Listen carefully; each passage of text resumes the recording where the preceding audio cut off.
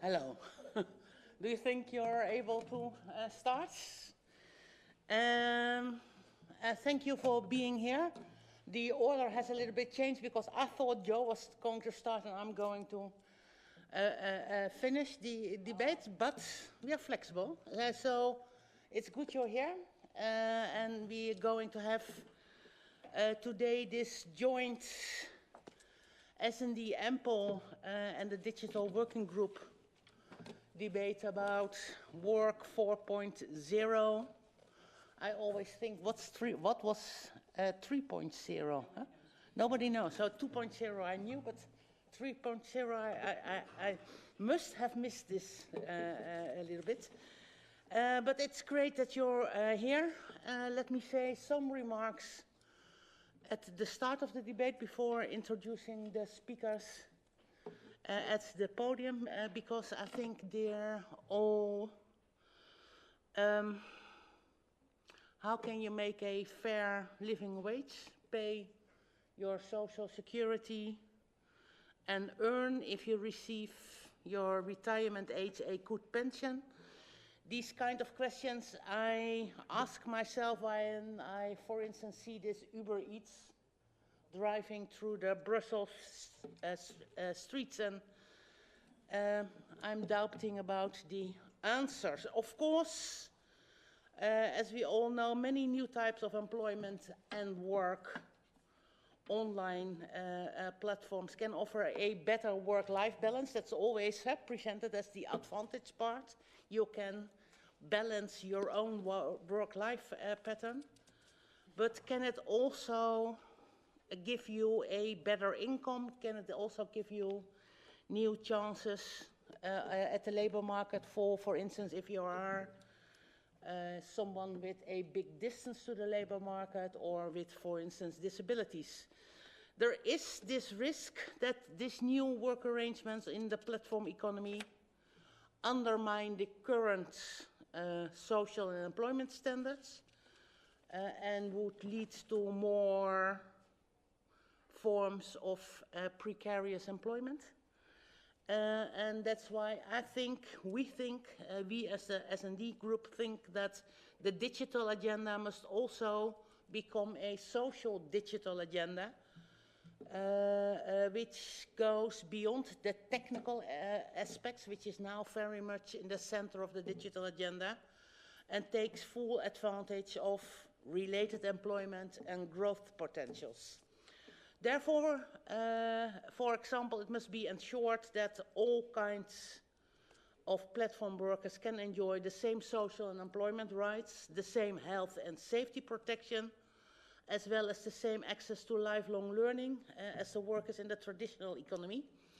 And the rapid development of the digital labor market is particularly challenging with regards to the social security coverage of rising numbers of single self-employed, the protection of the company the protection of workers in company matters, and collective bargaining. And of course, I didn't mention all the topics must be urgently addressed at the national level and at the European level. Yesterday in the Dutch Parliament, I'm coming from the Netherlands, we had a hearing about Uber, and not Uber Eats, but about the Deliveroo. So the youngsters working at Deliveroo have started their own riders union, and they are making now complaints because being forced into self-employment. So people of the age of 19, 20 were forced to be a self-employed person, and then first in the morning the CEO of Deliveroo in the Netherlands told the journalists that of course everyone was insured when driving their bikes with their meals, but then being grilled in the national parliament about, is this really the case? Is this true? Then he had to admit that that was of course not the case. So instead of making use of the big open podium, this was for Deliveroo a big PR disaster. And for us, I think it's important to see how we are not only are trusting on PR and the organizing capacities of platform and digital workers, but we also can see how we and the national level, but also on the European level, can present some pressures in the right side, so all workers are very well prepared. For us, it's a pleasure to welcome the speakers at the podium. And let me start by welcoming Ms. Pereira, working at the European Commission, head of the unit's ample moderation of social protection system, so you're in the heart of the debate. To my left side, and we have Professor Hughes from the University of Hertfordshire. Next to her, Esther Lins, representing the ETUC. And, yeah, thank you. We have next to her Agnes Streiser-Führer, who is representing the Austrian trade union movement, and she is a specialist in digitalization. In that order, are we going to do the presentation in that order? Is that the idea? First, Ursula, you're going to sketch the... okay. Oh, you want me to go first? Or, yeah, okay. I want you to go first, because you can scratch the bigger picture. So, okay. Please. Well, thank you very much for inviting me, and good morning, everybody. I guess I'm this thinking about what is work point 3. I think in order to understand where we are like now, we have to go back to work point 1 or point 2, whatever you call it, which is the historical context which created the most of the welfare states that we now have in Europe, which was the middle of the 20th century, which was a period when a normative model of work was established, in which, you know, most people who worked were full-time, permanent employees with a set of skills that you developed in your teens and 20s, and then you used those skills for life in a permanent job, and then at the end you had a pension at the end of it. And the social welfare system were designed to complement that model of employment. And the social welfare system assumed that you were either employed or you were not employed. And if you were not employed, that was probably because of some unexpected catastrophe that had happened to your work. You'd been made redundant, you'd been injured, you were sick, etc. So the social welfare system treated people as either employed or unemployed. And the employment regulatory system treated the employed people as either self-employed or employees. There were these very clear boundaries, and that has fundamentally shaped both the employment regulation and the social protection systems that we have now. Of course, they've evolved, and one of the reasons they evolved in the latter part of the 20th century was the enormous influx of women into the labour market, the growth of part-time employment, the growth of temporary employment, etc. But it was still possible to think of these other forms of employment as atypical. You know, our models still say there is the normal, you know, this is what being a normal employee is, and then there are these strange exceptions which are atypical. And I think it was kind of possible to hold that view despite many underlying changes that were going on because of digitalization, because of, especially after 1989, because of increasing globalization and other dimensions. It was still kind of possible to hang on to that normative picture until the financial crisis of 2007-2008. And it seems to me that it was after the financial crisis that a whole lot of these trends that had been kind of bubbling along under the surface reached a kind of critical mass and became so great that we could no longer ignore them. And these trends include the use of online platforms for managing work, but not just in outside of formal organisations, but also within formal organisations. You know, since at least the late 1980s, a lot of companies have been using internal online platforms to deploy workers on a just-in-time basis. For instance, you know, to add extra checkout staff in a supermarket, or to upskill, create more work in a warehouse because Christmas is coming up, or to cover peak times in a call centre or whatever. So this is not an entirely new phenomenon, but it spread very rapidly. And after one aspect of this, it can be seen as a development of what happened in the 1990s, which was the development of offshore outsourcing. In the 1990s, big companies started to put call centres in India and get their software developed in the Philippines or whatever it was. But only big companies could do it. But around 2004, 2005, new platforms emerged providing an intermediary role that got rid of the expensive transaction costs, you know, of finding a company in Bangalore that will do your software, with a new business model where they put the workers in touch with the employers and take a percentage, basically, take a rent from each transaction. And these companies were the origins of platforms like Upwork and Amazon Mechanical Turk and so on. But what that did was open up the possibility of offshore outsourcing, of using a global workforce. Very small to SMEs and individuals could now access this global workforce. After the financial crisis, we've seen a new development, which I think we have to see conceptually as a formalization of the informal economy. I mean, it's not new. There have always been like window cleaners and gardeners and babysitters and so on, who worked mostly in the informal economy, cash in hand, who found work via word of mouth. You know, this is not a new phenomenon. What is new is that online platforms have been able to take advantage of that labour market and manage it and bring the workers under the scope of global corporations. Again, taking a very hefty percentage of the value and subjecting the workers, if you like, to the time discipline of a global corporation. So all these things have come together to create a growing mass of just-in-time workers, you could say, across Europe.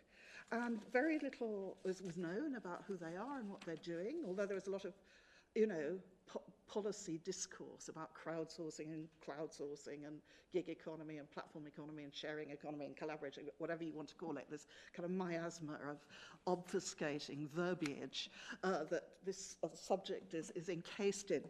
And so back in 2 years ago now, in January 2016, thanks to the support of FEPS and Uni Europa, I was commissioned to actually design a survey to try and find out actually what are the characteristics of this workforce and how widespread they are. And so far, we've done surveys in 7 European countries. We'll be doing 5 more in 2018. The research report was published last week on the FEPS website of the results from the first 7 countries. And I'm not going to bore you with a lot of graphs and things saying what we found. But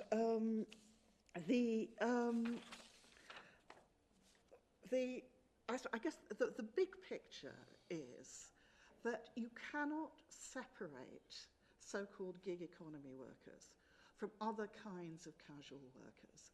The vast majority of people who are doing work managed via online platforms, whether that's online work, you know, for platforms like Upwork or Amazon Mechanical Turk, or whether it's offline work that's managed by online platforms like, you know, we've Uber Eats, Deliveroo, Foodora, Uber, TaskRabbit, Handy, MyBuilder.com, etc. We covered all of those. The vast majority of those people it constitutes less than 10% of their income. It's something they're doing on top of other kinds of work. There is a minority which is roughly, varies a bit from country to country, but you could say between 2.5 and 3% of the population, which is a lot of people. It's 1 person in 40, roughly, who say they're getting more than half their income from these platforms.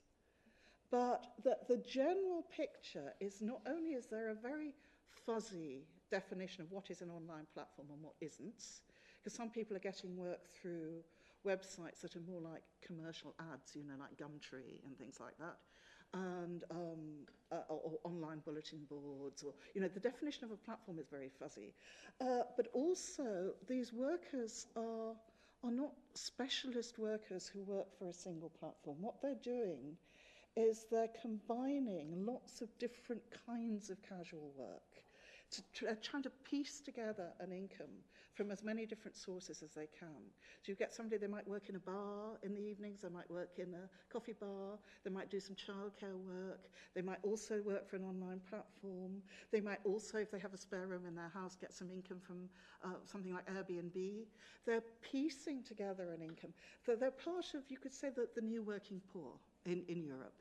There's a very strong evidence that most of them don't want to be doing this sort of work. What they would much prefer would be a regular, permanent job with paid holidays, and so on. There's also evidence that they do not regard themselves as self-employed. The great majority regard themselves as employees. And now we don't have enough in-depth information to know that's because they're employees in one part of their job and not in another. But it's very clear that only a minority describe themselves as self-employed. And the evidence is, of course, that they're not. In many cases, in some cases they're genuine freelancers, but in most cases they're very clearly subordinate workers. They're told what to do. Sometimes they have to wear a uniform. They're summoned to a job. They don't have control over what is charged for the work. They don't have control of how the work is done. They're very intensively managed through the use of customer ratings. They can be dropped from a platform overnight if their average rating falls below, say, 4.7 out of 5 or something like that. So they are actually mostly extremely vulnerable workers. So what do there's a lot of chapter and verse in the report, including quotes from some of these workers, including, if you turn to page 45 of the reports, somebody who cleans for somebody who works for the European Parliament. That's a real eye-opening interview. So what do we conclude? One of the things that we have concluded from this research is that a lot of the kind of solutions that are being proposed by legal experts are not appropriate. Some people are saying, well, you should create a special new category of employment called a dependent contractor, or they've got various different names for it in different countries, a special new kind of employment status. Well, I'm old enough to remember in the 1980s when people were saying, let's have a special kind of employment status for teleworkers, you know. It just doesn't work. Where new kinds of employment status are introduced, as there have been some examples in Italy, for instance, the people who are put onto these new kinds of contracts tend to be people who previously would have had a proper and secure employment contract. So they are used as a way of diluting employee rights for other workers. So one of the first things we conclude is that there is most definitely a need for universal coverage of any new regulations that come in. They should cover all workers, not at the expense of diluting existing rights, obviously, but as creating a floor below which existing rights cannot fall further. And we need a much clearer definition of self-employment. At the moment, the definition of self-employment, it varies from country to country, and it's particularly difficult in countries like the UK with a common law tradition. But basically, the definition of self-employment, there isn't a single criterion. It's like a bundle of criteria that are put together, and it's very unclear. And what is needed is a clear definition that is used consistently for tax purposes, for employment regulation purposes, and for social security purposes. so that self-employed people just have a clear identity as self-employed people and clear rights as self-employed people, but that these are not muddled up with the other kind of rights, because what we're proposing is that everybody who is not a self-employed person, I'm nearly there, should be regarded as a dependent worker. And that dependent workers should have a clear bundle of rights, and the onus should be on the employer to say that they are not an employer. The onus should not be on the worker to have to take a test case to prove that they are a dependent worker. We also need a clarification of what online platforms are legally. And in my view, most of them probably, if you look carefully at the definitions, either should be classified as temporary work agencies and come under the same regulation as other temporary work agencies, or they should be defined as employment agencies who are putting workers in touch with employers. And again, we have a set of regulations designed to cover employment agencies, and just for the sake of a level playing field, so the existing temporary work agencies and employment agencies are not being unfairly competed with, we need these definitions to be clarified and extended. Now, finally, another thing that our survey discovered is that a lot of the practices of online platforms are spreading to the general population.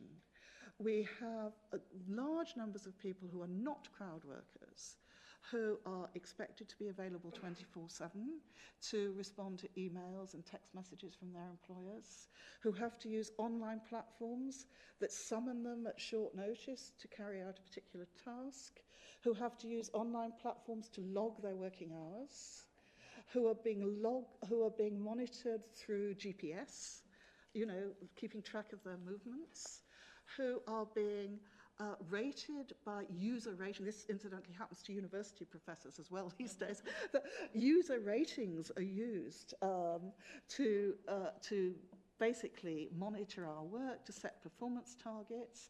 People are losing their jobs because their course gets poor ratings for students, for instance. I was in hospital 2 weeks ago, and on my way home in the cab, my mobile phone popped up that was asking me to rate my nurse. So this user rating is spreading right across the workforce. So what we need finally is a new defined set of worker rights that apply to all workers, which include the right to challenge negative customer ratings, the right to challenge unfair decisions of being suddenly dropped from a platform, and that ensure good data protection. So I think I'll stop there, but those are my main conclusions anyway. Thank you. Okay, thank you. And I think, is the survey on the FEPS website? It's on the FEPS website, yes. It's called Work in the... Oh, it's a terribly long URL, or I would show it to you. It's called Work in the European Gig Economy. Okay. And if you Google that and Google FEPS, you should find it. You should find and as I said, go to page 45.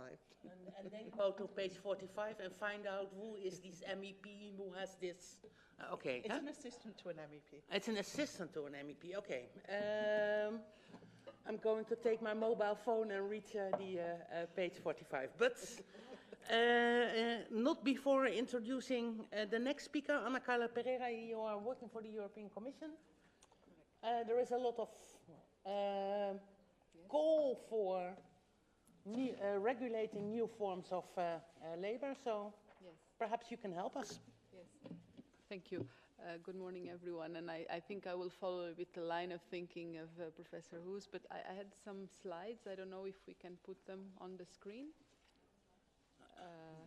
Who can put us or can I just go there, maybe?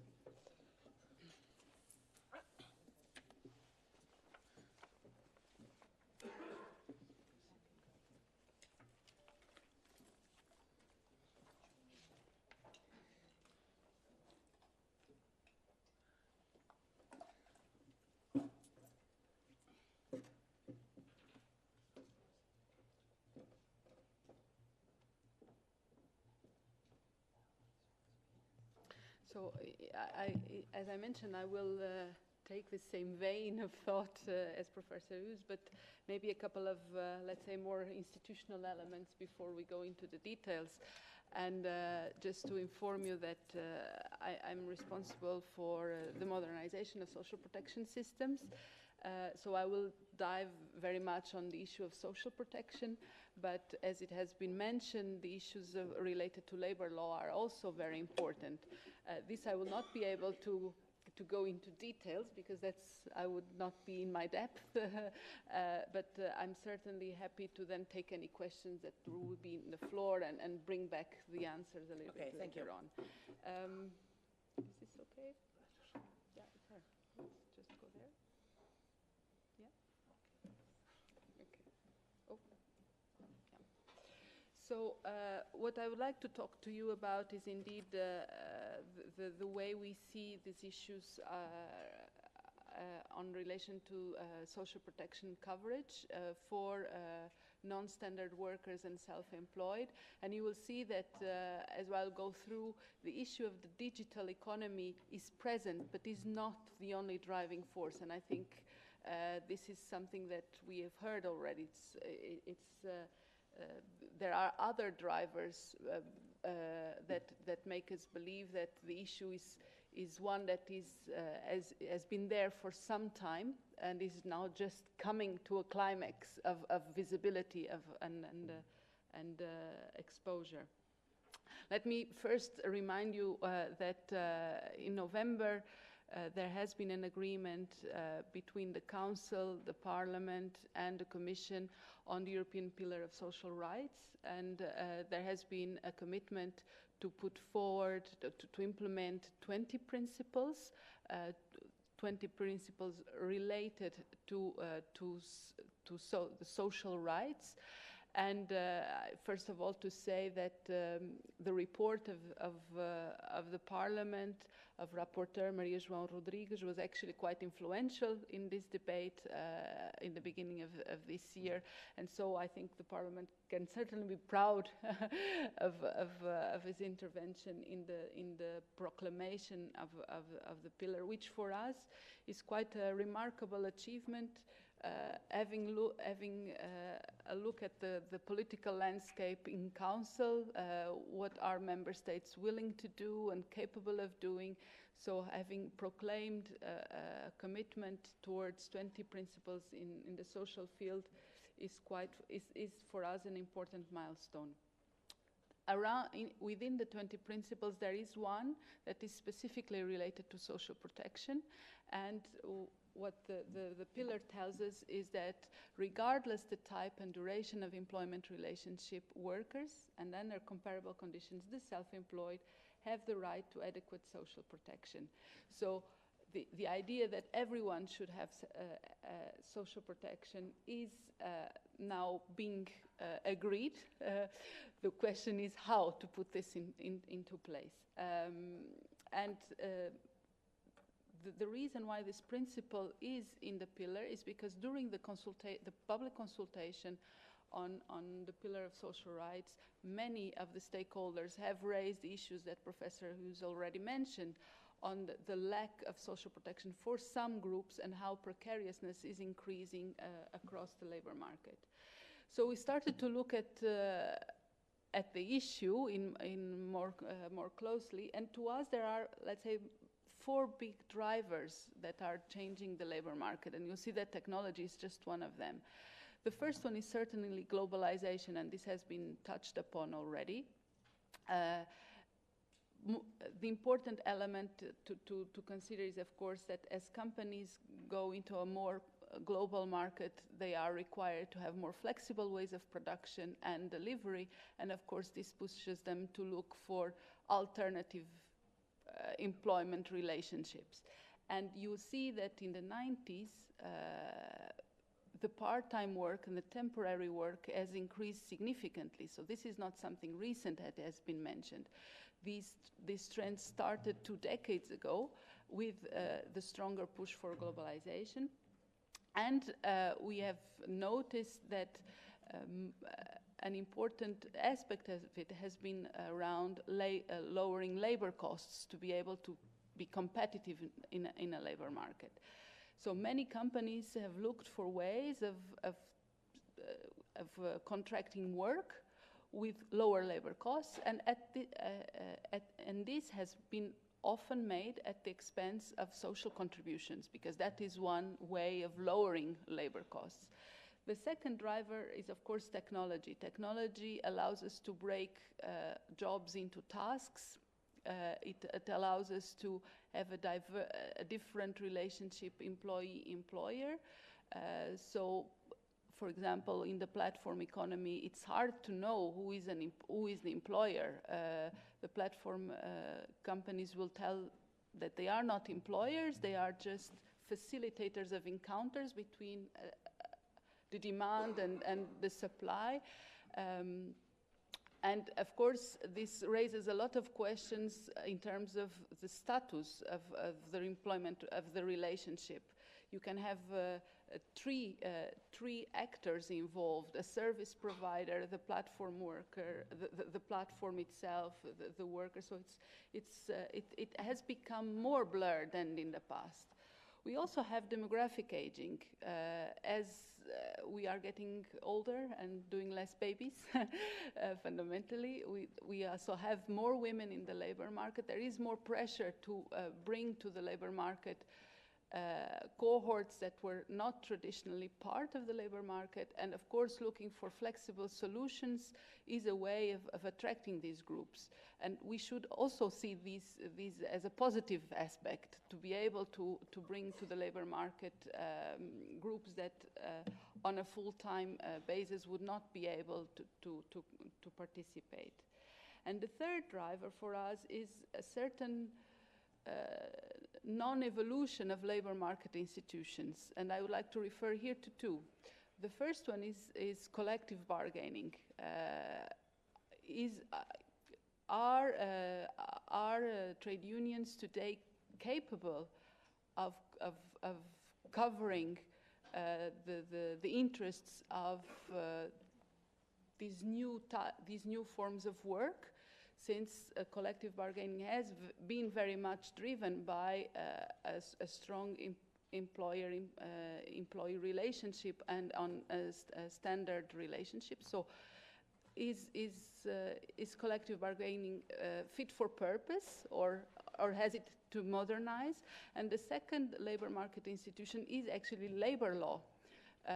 Of course, legislation in many countries has been inspired by this dichotomy, employment, self-employment, and I will show a little bit later that this dichotomy is blurring strongly, and so we have legal loopholes where persons are neither workers in the traditional sense nor self-employed. They're in between, and law is not really capable of addressing this at the same pace as changes are happening. And so some countries, but these are very few cases, are creating this third figure called the dependent self-employed that have been mentioned. So for us, these are some of the factors that are affecting labor markets. If we look at the figures, you will see that what is not a full-time, a permanent job, so everything that we called non-standard, atypical, and self-employed, corresponds to 40% of the labor market. 40% is not a residual thing. We should not call it anymore atypical. It's just a different form. When we look a little bit more in detail and see who are the non-standard workers, we can have a categorization that Eurofound made in 2015, and you see the variety of types of contracts that have emerged. So beyond the part-time and temporary contracts that we are well aware of, we have now an emerging, just a proliferation of new forms of employment, Some have already been mentioned, the casual work, the crowd employment, but we have now things like civil law contracts or agreement to perform a job in Czech Republic, and we have also this new type of work called on-demand work, which is basically a relationship where the employer can call at any point of time an employee without necessarily having a request for a minimum number of hours of service. So it is, there's simply put at disposal of the employer. When we look at self-employed, we should also maybe acknowledge that this idea that the self-employed is the entrepreneur and is taking risks and is willing to do so is something maybe of the past. As it has been mentioned, the group of self-employed is far more heterogeneous, and Eurofound has just released a study about self-employment, and what they have suggested is to categorize self-employed in 5 groups. So there are around 32 million self-employed in Europe, but when you look at these 5 groups, you'll see that some of them are employers themselves, so they have small companies fundamentally and have a few employees. And you have stable own account workers that indeed have willingly taken the risk to create their own business or job, and these account for, let's say, almost 50% of the self-employed. So what are the other 50%, which is still a very significant amount of people? So these are all people that have become self-employed out of necessity and would not wish to be self-employed and have in some sort of vulnerable situation. And of course, this is one of the groups that for us is of most concern. So people that are in self-employment, but they would wish to be in an employment relationship with an employer. If we would just take the trends that we have observed until today and project them into the long future, what we would see is that non-standard forms of employment and self-employment is set to rise and will become, if the trends are confirmed, would be set to constitute more than 60% of the labor market. So the question is, how are these people being protected in terms of social coverage? Since this is a trend we are not going to change. I mean, the path is there. The economy is altering the labor market relationships, and therefore the question is not so much how we can suppress or limit or stifle these new forms of work, but how we can make sure that these new forms of work have sufficient level of protection so that people can have a job in a flexible contract, but also being protected. So the question is everyone being protected? So that is then the question one needs to ask. There have been some estimations in 2015 for unemployment benefits, sickness benefits, and maternity benefits. And I just showed here what are the estimations in terms of unemployment benefits. And what you see is that if you just take the EU bar, just to make it short, because going into the detail of the member states would take us an entire hour, but if you just take the EU bar, this would account for more or less 17 million self-employed not being protected in unemployment benefits, and 8 million in non-standard workers not being protected in unemployment. If we take the sickness benefits, then we are looking into 12 million self-employed at risk of not being protected and 2 million of non-standard workers. These are significant numbers. This is not, I mean, this is more than the size of my own country, Portugal. So it is something to think about. So then we have asked, these are estimations at risk. So what is exactly happening in the member states? And I'll now go through a number of tables to show you the gaps that we have mapped in terms of social protection. The first question one needs to ask is, are people being excluded from the schemes? Does the law somehow exclude them? And the question, when we ask this question for in relation to non-standard workers, the answer will be most non-standard workers have access to social protection schemes, so temporary contract, temporary employment, part-time employment, and so forth. But there are a few types of contracts in some member states that are not covered. And this is what we show here in this table. So casual work and seasonal work is not covered for unemployment in 6 member states, similarly in sickness. In maternity, for maternity benefits, you have issues in 2 member states and so forth. So you see that the law already at that level is excluding some types of contracts. And this means that member states have been adjusting their social protection systems in terms of the regulatory framework, but not at the same speed as the changes in the labor market. The second thing I would like to show you is in relation to standard work, non-standard workers, the fact that in some cases, non-standard workers are covered by law, but they are covered on a voluntary basis. What does it mean? They can voluntarily adhere to a scheme, so they are not stopped by the law, but they can voluntarily adhere. And obviously there are differences in the way these schemes nudge people to adhere to social protection. If you have a scheme that is fundamentally an opt-in scheme, so you are given the possibility of adhering to the scheme, then people will tend not to adhere in big numbers.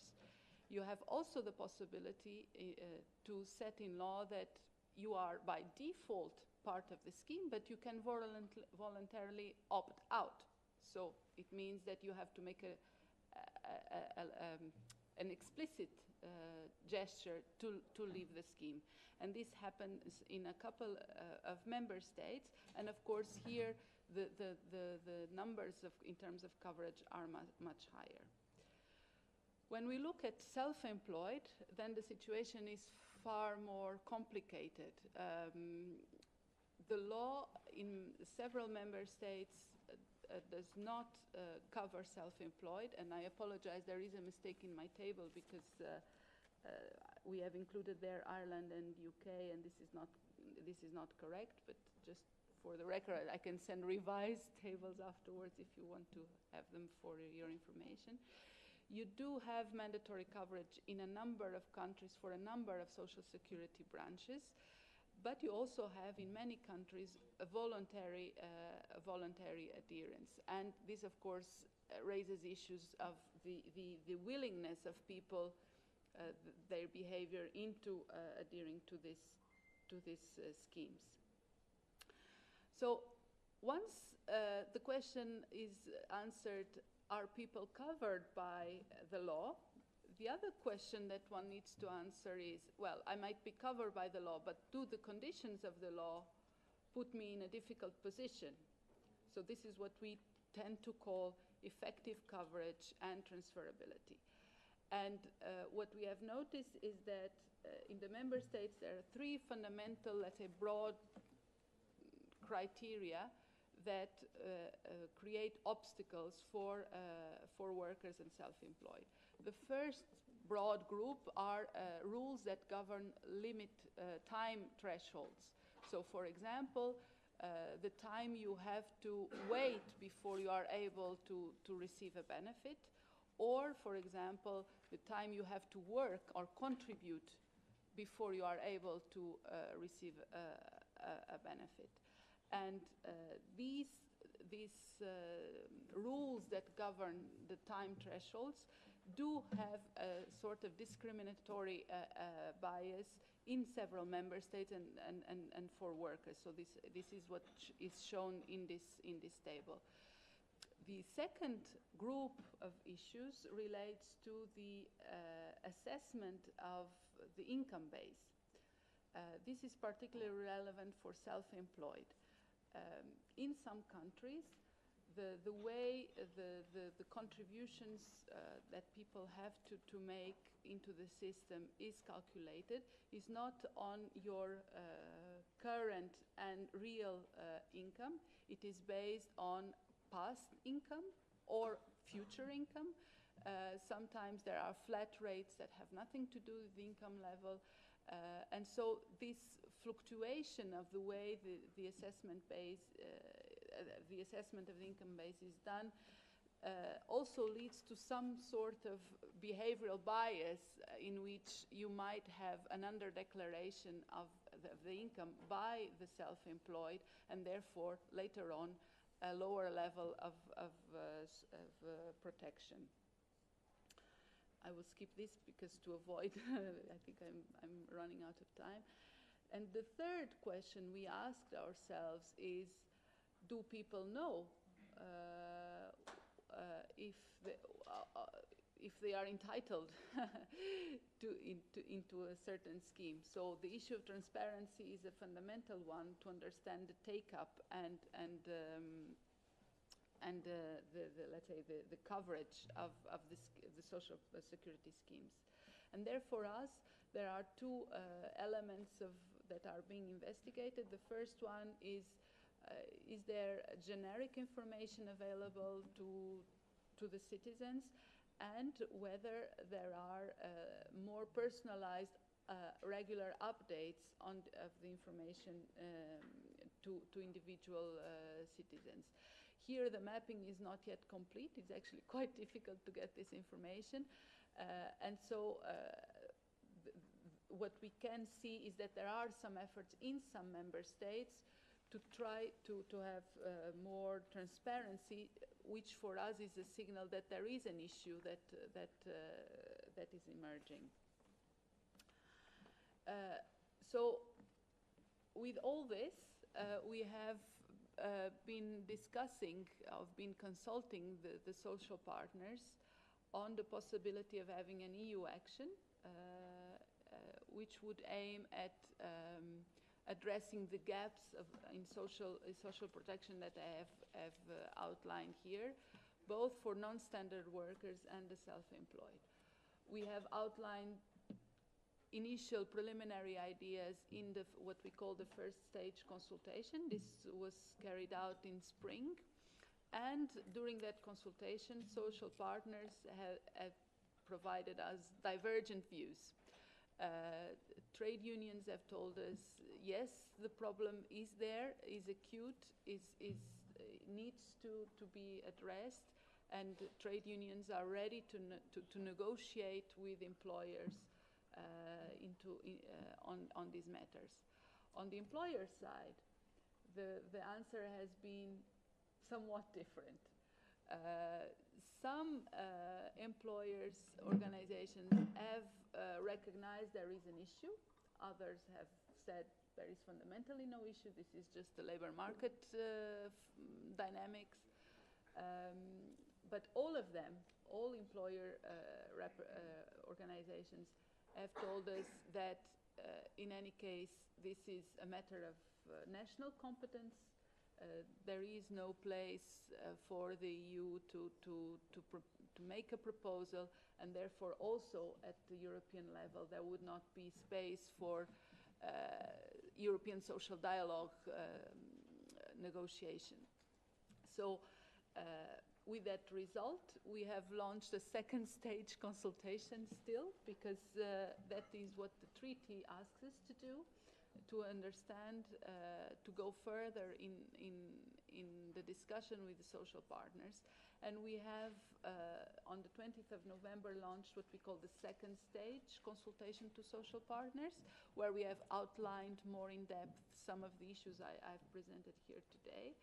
And now social partners are to provide their views by the 5th of January, and we will see what is the outcome of the consultation.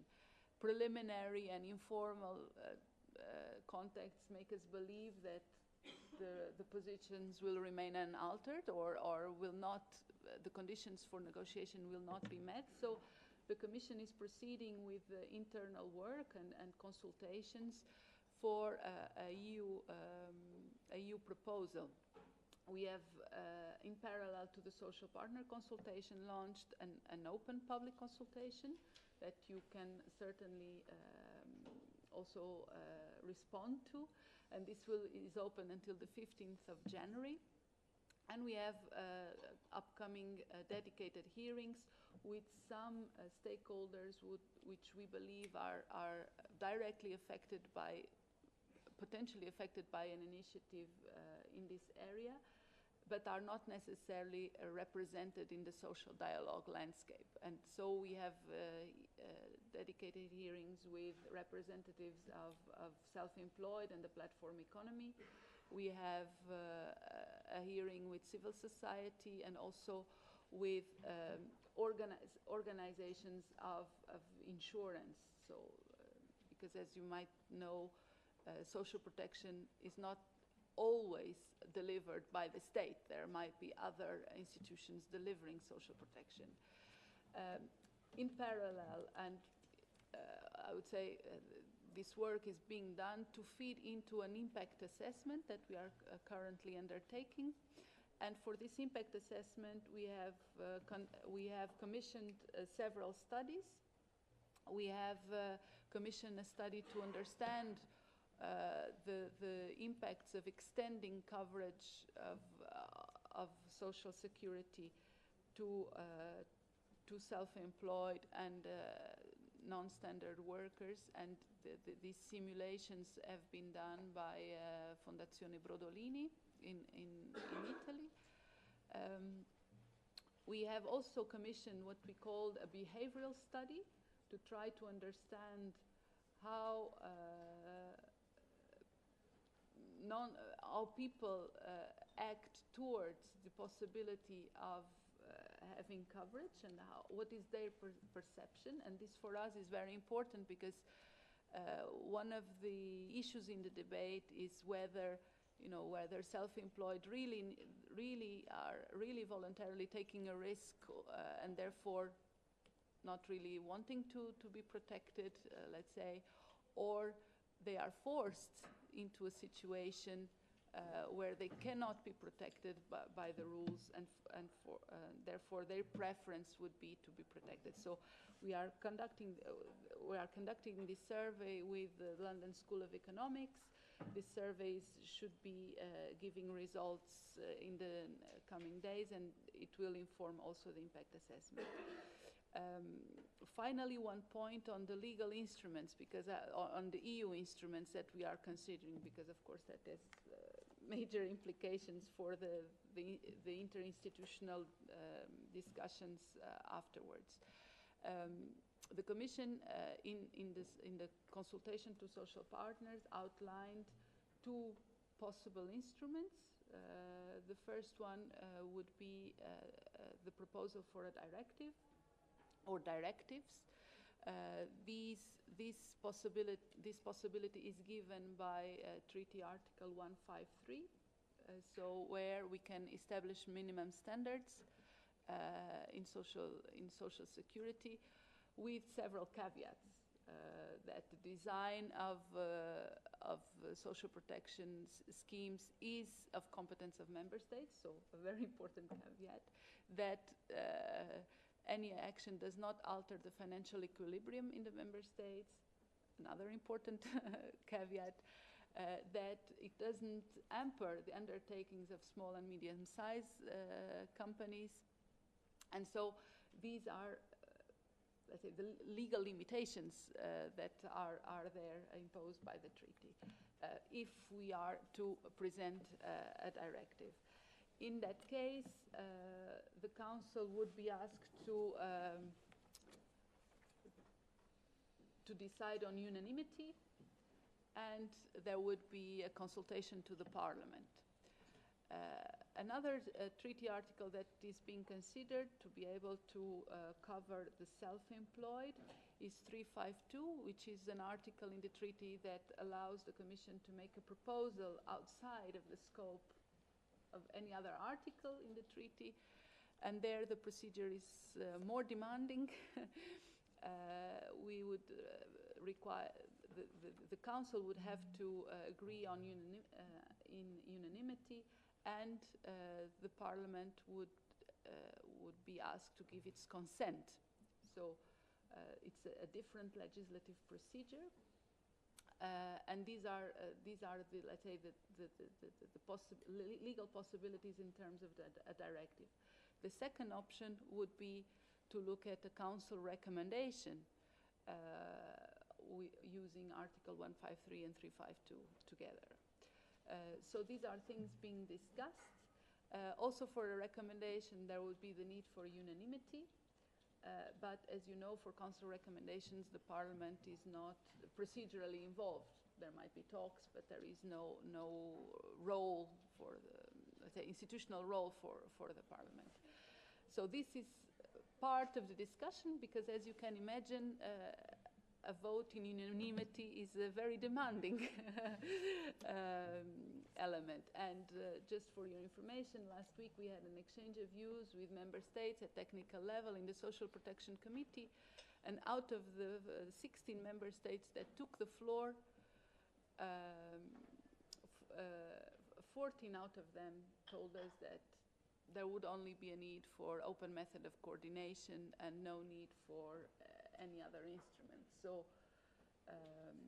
let's see how the discussion will evolve, but as you can notice, this is the starting point seems to be very far away from a unanimity constraint.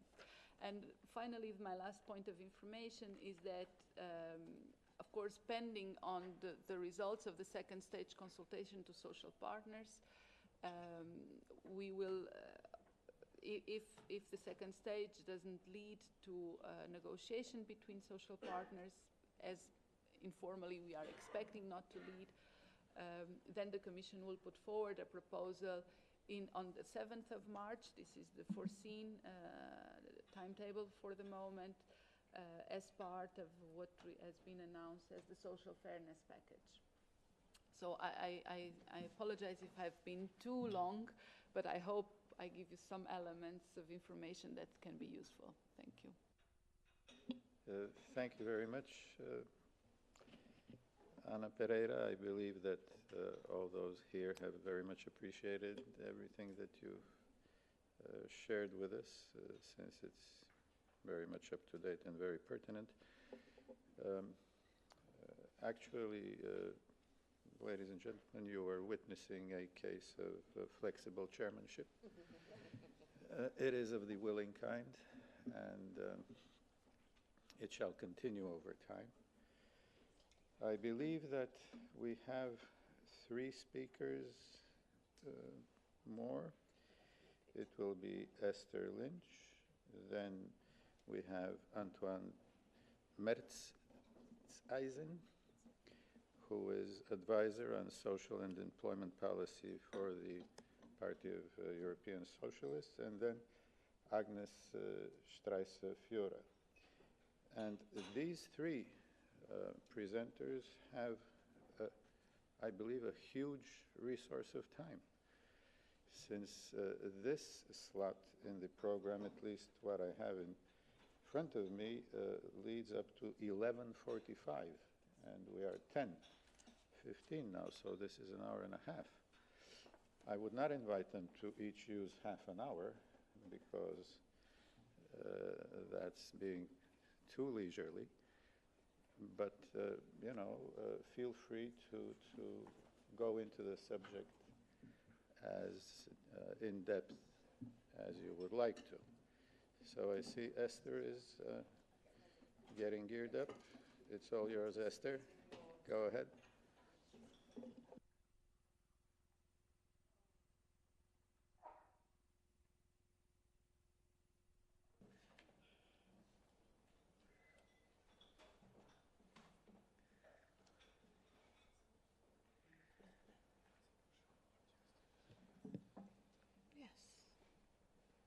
Yes. So, good morning, everybody.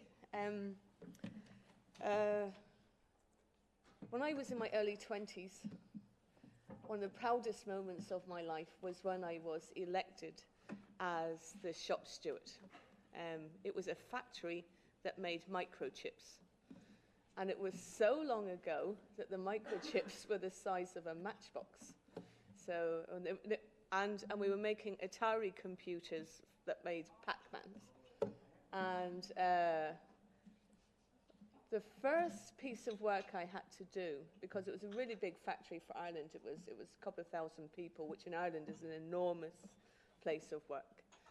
But one of the first things I had to do was to persuade my trade union colleagues to let the part-time workers into the union. Because at that stage, there was this ridiculous idea that part-time workers weren't really workers. That it was so complicated to work out who their employer was that really we shouldn't let them into the union.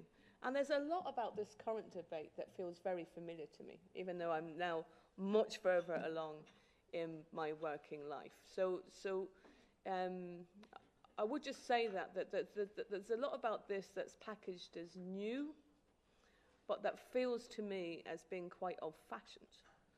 And that is as much about the discussions we had on piecework for people who, when they were at home, somebody would arrive, give them jeans or shirts to iron or jeans to sew or something to do. And again, it was, well, that's really hard to know. Is that really work? Who their employer is? So there's a lot about this, as I said, that feels quite old-fashioned. So a lot of the things we did in the past to prove that it was work, that these were workers, that there was an employer, we can look towards the same type of strategies again. Now, I also need to apologize to you because what you'll see in your pack and what I'm doing here are different because I accidentally sent the wrong PowerPoint. But just to say that this is just a shorter version of it. So I thought what might be useful for your considerations here in the Parliament was what are the threats to the effective enforcement of EU labour rights? So in what way is digitalisation, so what way is technology adding an extra dimension to those quite old-fashioned ideas, that there are groups of workers out there that can be ignored or that don't have rights? And how is technology playing into this? And then what can you do in the immediate and medium term to address that? So that's the idea of what I'm here to very briefly talk about. So I think the first thing to bear in mind is this growing imbalance in the power relationship. So when thinking about the problem and the solution, anything that says, for example, apologies to the last speaker, but anything that says, well, it's up to the worker to decide. It's not the worker then that's deciding, it's the employer who's deciding. Think about it. If you're desperate for work and the employer says, here's the only way I'm going to give you any pay, here's the only way you can get pay, is it really reasonable to think that a solution that says the worker can stand up to that and say, no, that's not what I'm going to do, particularly when you can't even see the employer? You're not talking to a person. It's an online relationship. It's probably on your mobile phone. And is our imagination such that it's possible then to negotiate whether or not and what social security you're going to pay? Right. So I would like think about that in real life. I'm often reminded of what George Orwell said, the author George Orwell said there are some ideas so wrong that you have to be really, really intelligent to consider them. Yeah. Like, just think about the reality of the imbalance in the power relationship, in understanding the problem, but also in thinking of the solutions. I think the next thing to think about is that the technology allows the jobs to be sliced and diced into very small tasks, and that is a real problem. And the reason it's a real problem is because it's also feeding into a lot of employers. So even if you work in a local supermarket, or if you're working in a shop selling sports equipment, those employers are now relying on technology to run just in time for the workforce. And what does that really mean? Well, of course, what it means is that the employer pushes onto the worker all of the threat of when work will become available. So it's about 0-hour type practices. So the worker doesn't know day to day, week to week, how many hours they're going to work. But also it's about pushing all of the other risks onto the employee. So the employee, the worker, is employed on an app, even though they're going to the supermarket to work there, and that undermines, exactly as the previous speaker says, their capacity to prove and to bring themselves within qualification for social security, but also for lots of other employment rights. And very often you see the employment contract being used as a means to remove rights rather than to provide them. So the employment contract will say, we guarantee you 2 hours of work, and if anything else becomes available, we'll choose you on a fair basis to do those extra shifts and hours. It may be that you'll be called in and have to be sent home. And that happens to people. So they get called in to work. They're told, come to work tomorrow, you'll have a whole day's work. They turn up for work, and then an hour later the employer looks around, sees it's a bit quiet, go home. So the technology plays into that, and of course it's go home without pay. It's not go home and pay you. Yeah. So we've got this going on, and technology very much playing into that. Then we have what amazes me that this has been allowed to happen by member states in particular, is online platforms dodging their responsibilities simply by saying, I'm online. So, I don't understand how it happened that people allowed themselves get so bamboozled by that.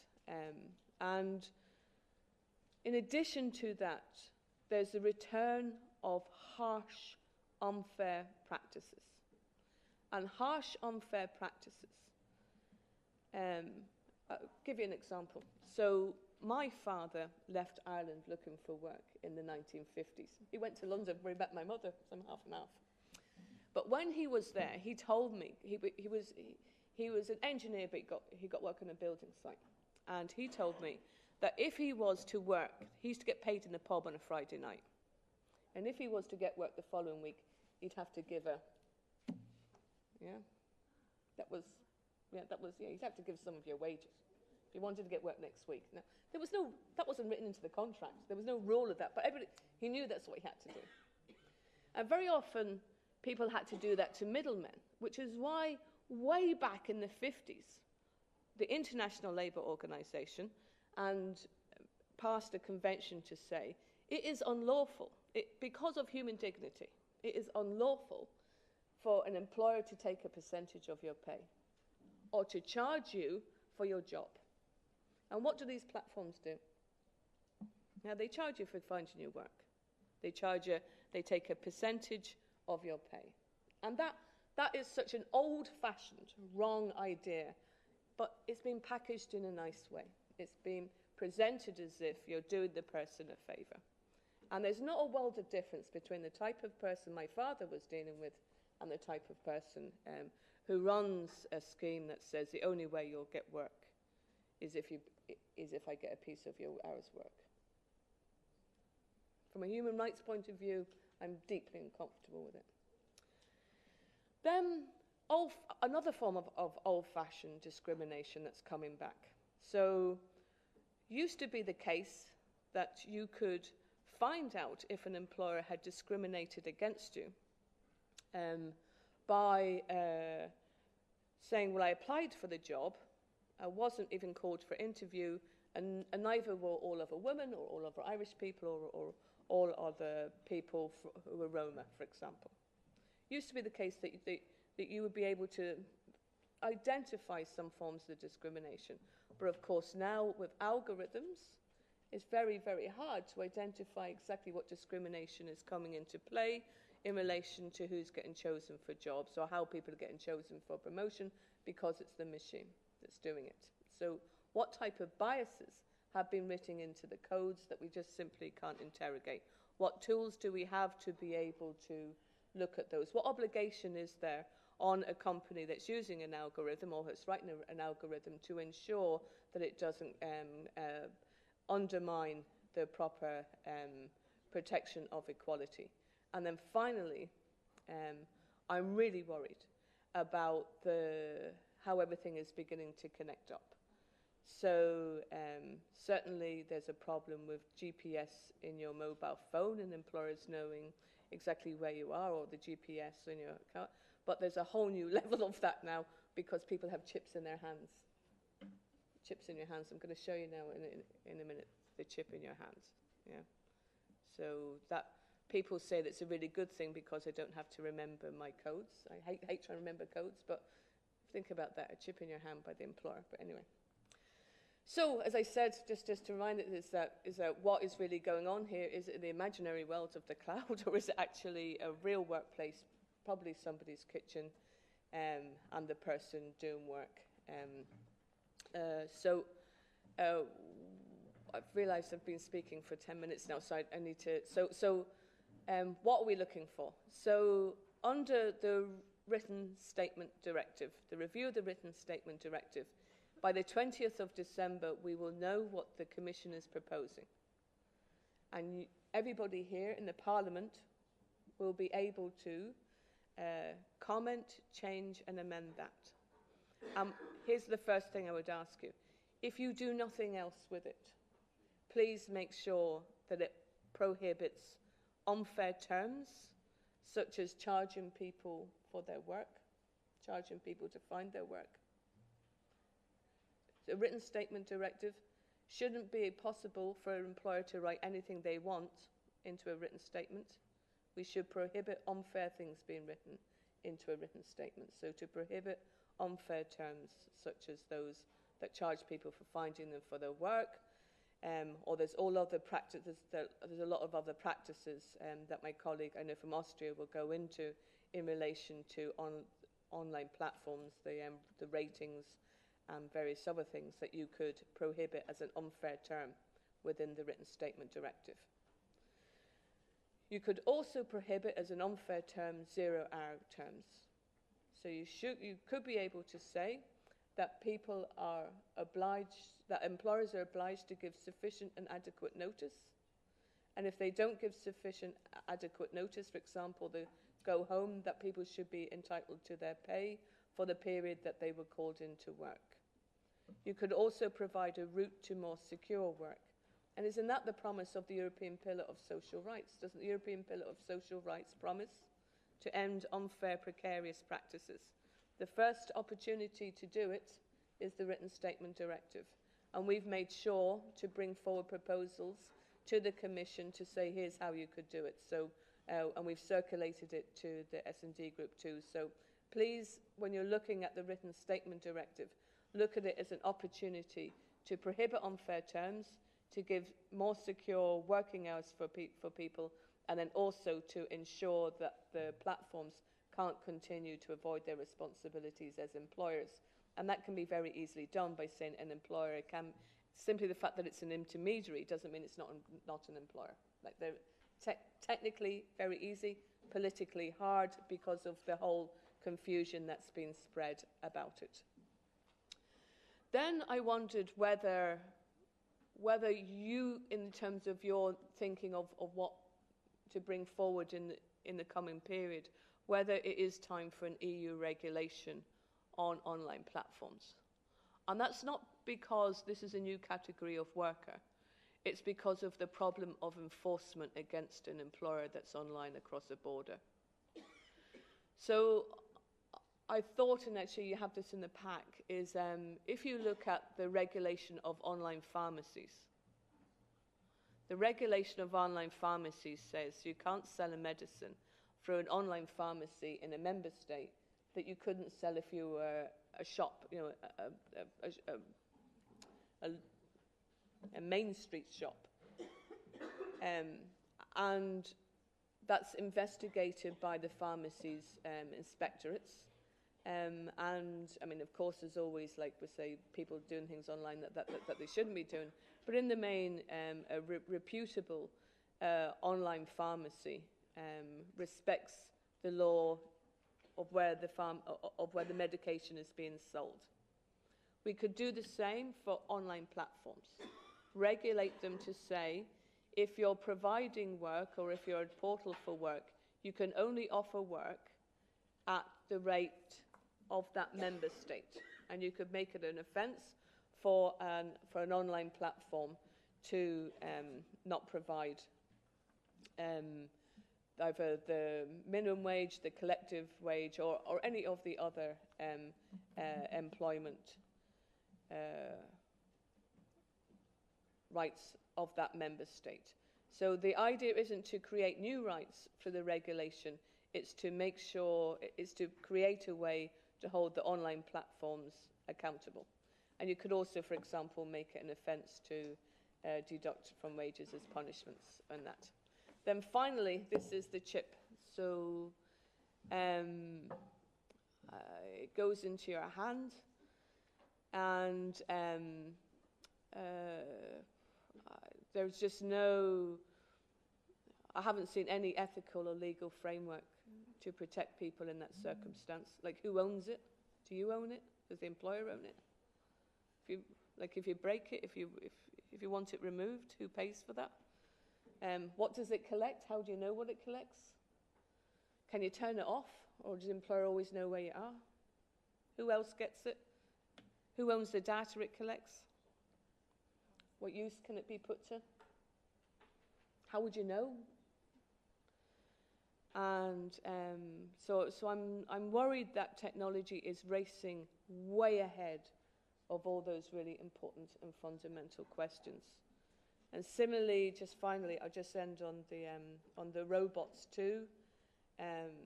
So up and until now, if you're working with a robot, it's bolted to the floor or it's in a cage. Very shortly, the robot will be interacting with you. It'll be, and I was very struck when I read an article which was, if you were in a driverless car, would you prefer the car in the case of an accident to kill you or another person? And I wondered, like, what would you code in to a robot that was working in the workplace? Like, if there was to be an accident, what's the decision making in that robot's head? And I really would prefer to know that before we unbolt it from the floor and take it out of the cage. So I think there's a lot to do in this arena. I'm really happy that the S&D group is showing such leadership on this issue to say, you know, we need to struggle with this. There's none of this easy legally, technically. But it's important. I think we're up to it. We've proved we've been up to it in the past, and certainly from the ETUC point of view, we're really happy to be working so closely with you and to, you know, to find such, you know, good synergies between what we're worried about and what you can do to help workers. Thank you. Thank you very much, Esther, and all these thoughts and messages that you shared, I'm sure are being picked up by colleagues in this room with great interest. An update on the time. I believe that there can be a slot for questions and answers before 11:45, before the concluding message by Agnes. So again, without constraining the two speakers next we are expecting, and to inform you that our last speaker on the program, Vanessa Barth from the IG Metall, is on her way, so she will be also joining us. But in the meantime, I would like to invite Antoine Mertseisen. Yes. Please go ahead.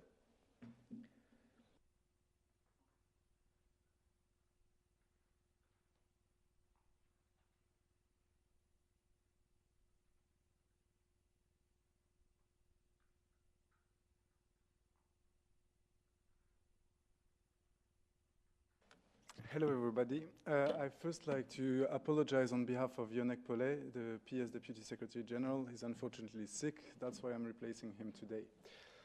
I'm really pleased to be here. It's really great to be able to present the PS views on this very defining topic. I think it's a defining topic for the future of work. It's also a defining topic for the future of our societies. To get us... Yeah. Sorry. So, to get us started, I think it's important to look at the broader picture. We are in a context of unemployment with still higher figures than before the crisis. We have some member states with unemployment still in the 20s or above. So there's been, there's a lot of emphasis on access to employment and job creation. In this context, there's been a dominant discourse that basically the digital economy could be one of the ways to create the new jobs. And there has been a mantra repeated that we need a European Silicon Valley to recreate jobs in Europe. The approach in general to the digital economy was not always really nuanced. There's been really a fashion about the digital economy. But recently, we started seeing also the other side of the coin with the first driverless demonstrations, the taxi drivers. We saw also the first national cases in several countries. This shaded a different light on the digital economy, and it highlighted in a way the changes that the digital economy is bringing to the world of work and to different economic sectors. It's revealed also in a way that there would maybe be some losers of the digital revolution, of the disruption. So this is what triggered a bit the reflection in the PES. We see that digitalization touches every sector in different ways. You have many more people working with a digital tool, maybe a computer or a phone. You're required to have more and more new skills adapted to the digital world. It may be coding, it may be social media competencies. It's a lot of communication, communicating more, communicating faster. There's also a change in the work organization. You can work from home, you can work on different times because you're connected more. And there's also a new way for operating businesses. We've discussed about platforms. You can basically order a service online and have it happen in real life. So this is quite a new thing. The sectors that are concerned are more and more teaching, transport services, house cleaning, construction, even some doctor appointments, the accommodation. It's really touching every bit of the economy. So in many cases, this brings innovations, new ways to answer the consumer's expectations. It can also bring some more tailored services. It can bring some more service flexibility for the worker and for the customer. But what it does do, it changes work in itself. And this is really important. And the progress that digital brings does not necessarily benefit to all workers per se. So this is what we wanted to address in the PES. We've worked on this issue with the PES Social Europe Network, to which some of you are members. We've worked on that as well with the EBSCO ministers. So this is an issue that is quite high on our agenda.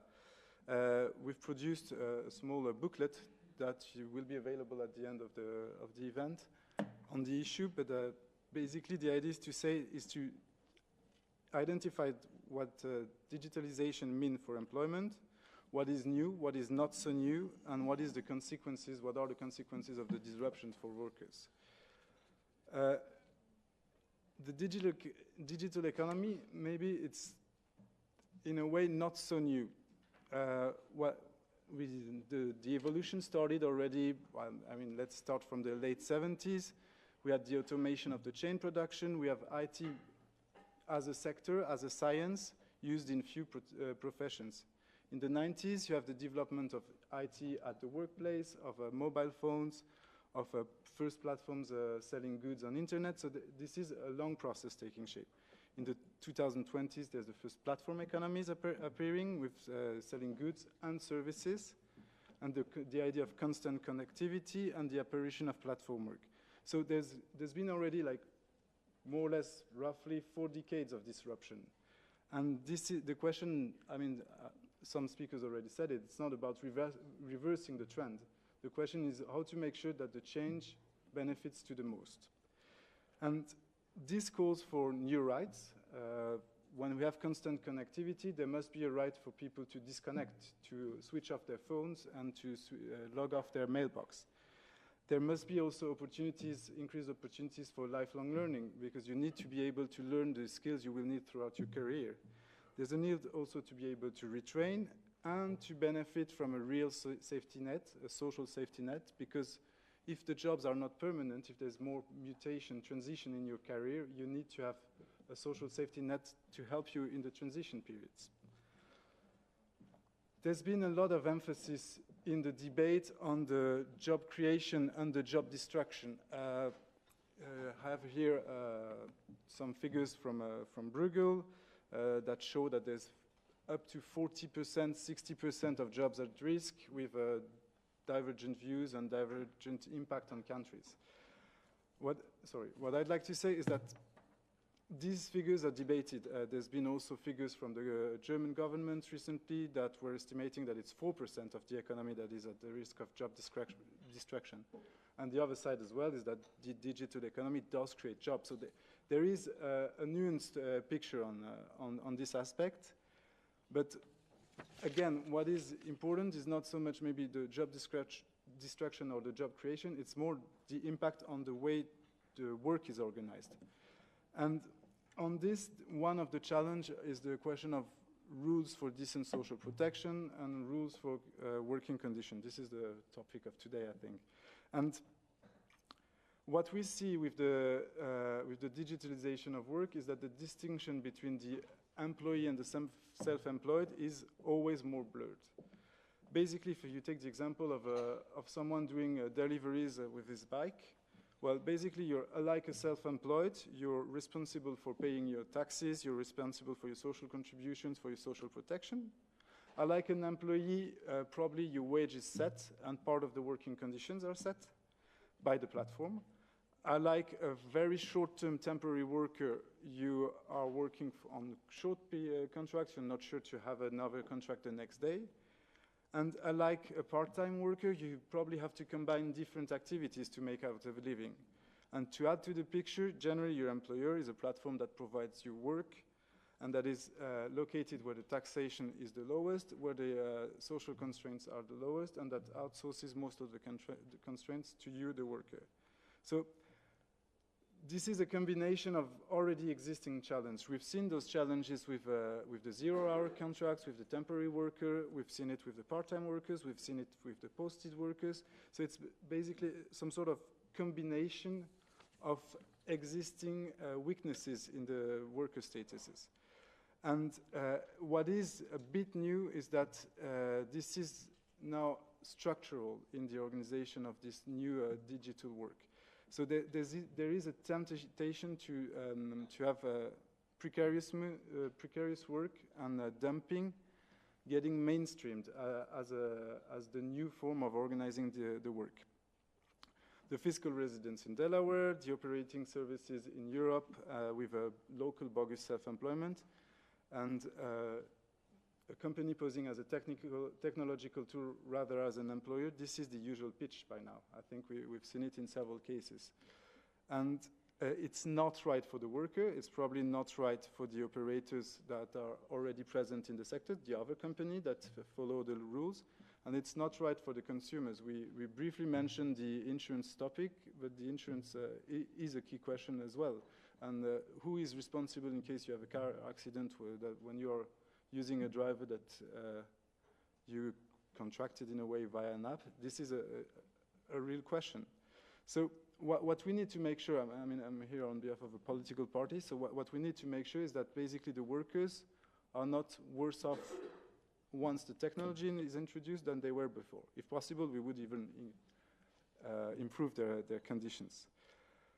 I think we have a real chance in this challenge, in the sense that the EU is already in the position to be a key player. We often talk about North America being the lead on digital and all the continents trailing. Well, in the case of regulation, of placing the framework, it's actually the EU that is leading and the other continents following in a way. We've seen that from the competition point of view. There's been quite a few rulings about Google, Microsoft, Apple, and so on. We start to see that in the taxation arena. There's a lot of talks about the GAFA tax. I think there's been already some cases, as I said, in national courts. So there is already some substance to work on. And the main players being usually multinationals, the European level does make sense. I mean, we are clearly in a cross-border situation. So again, the question is not whether to block or the disruption, the change. I mean, this is happening, it has happened, and it will be very difficult, it will not be possible to step back. But the question is to put the right framework and to promote the appropriate legislation. We've seen from the Commission that there's the question of the written statement directive on the table. This is really good. There's the question of the access to social protection. We need to make the most out of it, clearly. We need to make it one answer to these new challenges. There are also other possibilities. We have the statuses for musicians in some countries that have an inbuilt intermittence in the work. So there is an inbuilt safety net in the worker status of the statut d'intermittent or of the musicians in the Netherlands, for example. There's also all the legislation applying to the temporary work agencies that is quite similar to the challenges of the platform. Then next to that, there's also other opportunities that come from the very same technology that the platform uses. We talked about geolocalization a bit as a threat, with the employer being able to follow you. It's also an opportunity because you could have basically a registration of all the work that is provided, meaning you can calculate the taxation, you can calculate the social contribution, and you can calculate the rights collected for pension, for training, thanks to this geolocalization, thanks to this recording that the apps allow.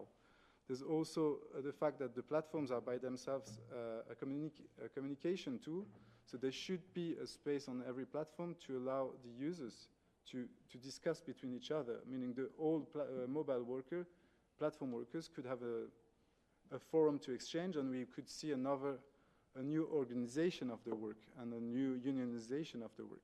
So these are maybe more technological and more practical solutions, but they could be looked into.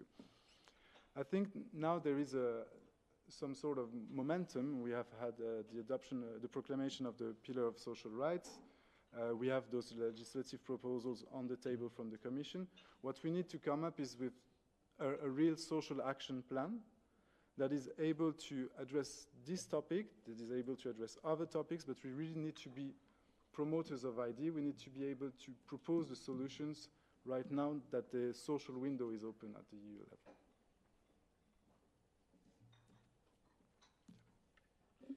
Thank you very much, Antoine. It's very important to have the broadest possible picture of all lines of work that are being undertaken throughout, including in the PES framework. And given that we have another hour before us, perhaps I could suggest that we have a short period of questions and answers now, after hearing the four presentations of Professor Hughes, of Ana Pereira, Esther, and Antoine. And then we will still provide enough time for Agnes Streisser-Führer, and we have with us already Vanessa Barth. So I would like to open the floor to questions, posing a question as to what we mean by work 4.0, because this seems to be the overarching understanding of all these different types of. In your column, you had a whole range of types of work there, but I'm not sure what is the overarching term that we talk about all these. And the second kind of query that came into my mind, is it in a sense undeclared work? Because the definition of undeclared work is work which is not declared before the public authorities. And I believe that all these types of work you described are, nobody rushes to the social security system to declare themselves employed or partly employed. And I don't know how many of you are aware that there is a platform for tackling undeclared work, so perhaps a platform to tackle platforms. So, floor is yours. Who would like? Yep, Jan. Hello, my name is Jan. I'm working for the S&D Group as policy advisor. I have one question, or well, actually I have three sets of questions. The first one concerns the definition of a self-employed, which was mentioned by Ursula. Would you focus more on a definition of self-employed? Because we have sometimes been discussing about the need for a definition of a worker. So should we try to define a worker, or would you prefer that there would be a definition on self-employed, or doesn't it matter in the end? The same question to Anna from the Commission. What's your view on as regards the need of a definition of self-employed? I think you mentioned that the boundaries are blurring between the self-employed and the employed workers. And also to Esther, do you see that there is a chance to include such a definition in the context of the written statement directive? This is the first one. Then the second one is to Ursula. You mentioned the nurse. It's more a moral question. I mean, when you were asked to rate the nurse in the hospital, should one do that?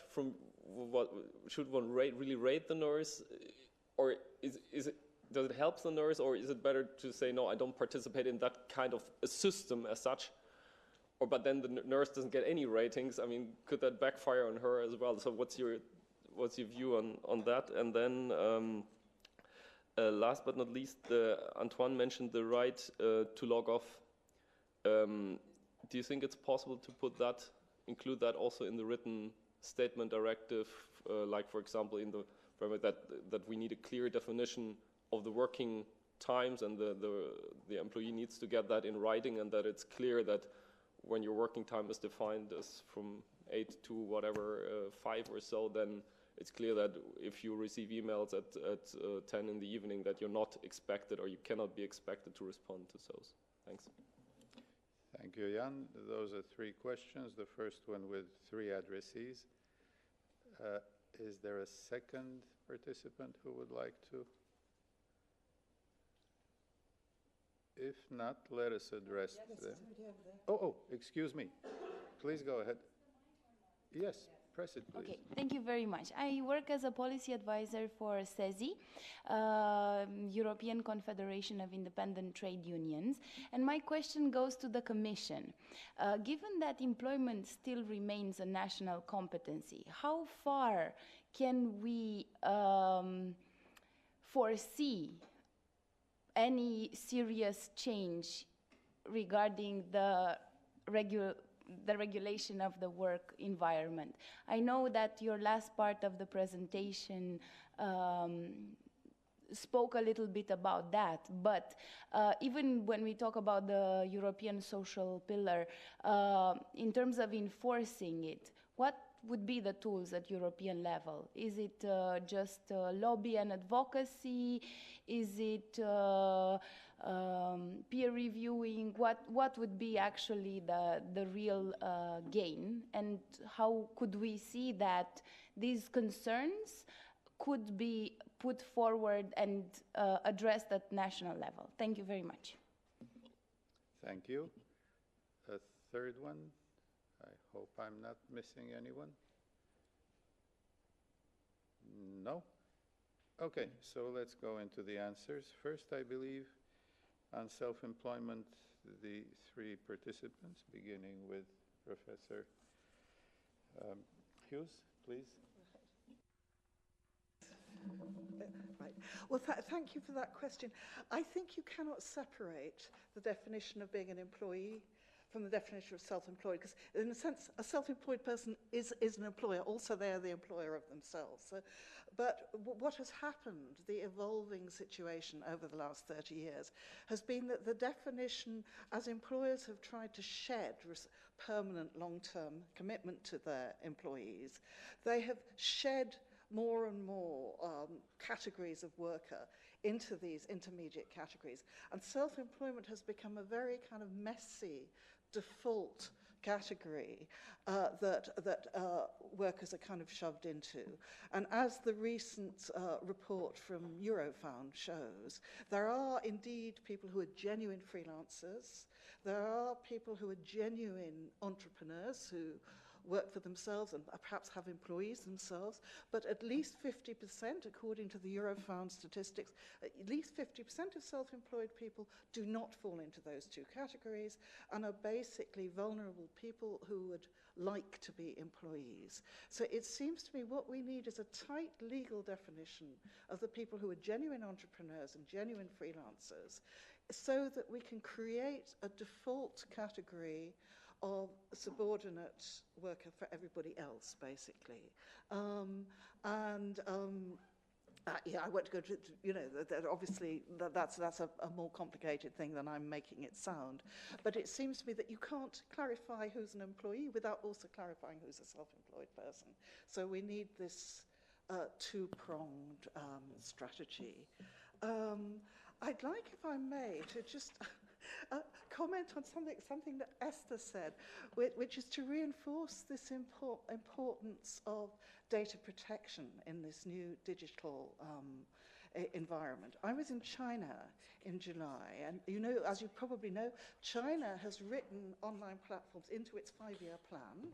They see the sharing economy, as they call it, as a key way to transition from an industrial a high energy consumption economy to a service-based, so to speak, post-industrial green economy. And, you know, they don't do things by halves in China. So they have already turned 20 million former coal miners and industrial workers into the Chinese equivalent of Uber, Didi drivers. But one of the things they've done, because in China there's been a huge growth of you know, by using your smartphone apps for buying things in shops. There are shops which no longer take cash. You have to use your smartphone app. And they also, people use their smartphone apps for you know, picking up, sharing bikes and things like that. So there's an enormous amount of big data on the Chinese population based on their shopping and their travel. And in 2 provinces in China, they have rolled out a new version of the Didi platform using artificial intelligence and drawing on this, putting all this big data together. And they claim that they can now tell with 97% accuracy when somebody picks up their smartphone and clicks on the Didi app, they can predict where that person wants to go before they have put their destination in, which shows the power of this big data in the hands of a government which is perhaps not so sensitive to individual data protection as we have in the European regulations. But the point is that potentiality is there. And Uber also, you know, the Uber app can already, doesn't just know where the driver is, it knows when they slam the brakes on too hard from GPS positioning. They know when they exceed the speed limit. There's an enormous amount of data on workers and on consumers is being generated. And I think any directive we're thinking about has to take this extremely seriously. And while you're at it, would you comment on the nurse rating? The nurse rating, well, I think it's appalling that value judgments on the professional activities are not made using professional criteria, but using the judgment of amateurs who might be driven by... We've come across cases where crowd workers believe that their user rating has been affected by, for instance, by racism, by homophobia, by circumstances which are completely beyond their control. And the fact that there is no right to challenge these ratings, or in some cases by clients who want to avoid payment. They give the worker a bad rating in order to say, right, well, I don't think I need to pay for this work. This happens a lot on the online platforms. Somebody might, do a translation or graphic design, and the user says, oh, I give them a rating of 2 because I don't think but they still own the intellectual property in that work. They can still use it. So it seems to me very, very pernicious indeed that we don't have proper employment procedures negotiated, by the social partners, whatever, whereby workers' output is professionally rated by professional standard. But faced with the situation of what do I do as a consumer, I always give them 5 out of 5, because people don't realize, people think, oh, a user rating is 4 is good for my Uber driver. And so they think, oh, well, nobody's, it's like when you're marking student essays, you never give them 100%, So they think by giving them 4 out of 5, they're being generous. What they don't understand is if that average drops below 4.7, then they're off the platform. And given that there are going to be a few people out there just giving bad ratings for whatever, mental illness, there are a million reasons why you might give someone a bad rating. You might just be in a bad mood that day. But given that situation, I think one's duty as a citizen is to always give 5 out of 5. Thank you. So anyway. Anna, would you like to take up? Thank you. Maybe also a couple of reflections on these last points. You have asked a platform to fight against platforms. That was one of your provocative questions. To tackle. To tackle. I think, you need to ask why platforms also exist, because there is also a demand. So how many of you have never used Uber in this room, or Deliveroo? But there are very, very few. So I think when there is demand, it will be impossible to stop a certain trend. So the question is how to frame it in a regulatory way, in which this activity protects those involved in the activity. So. I think pretending that we would be able, in a way, to stop a certain trend would be fool ourselves.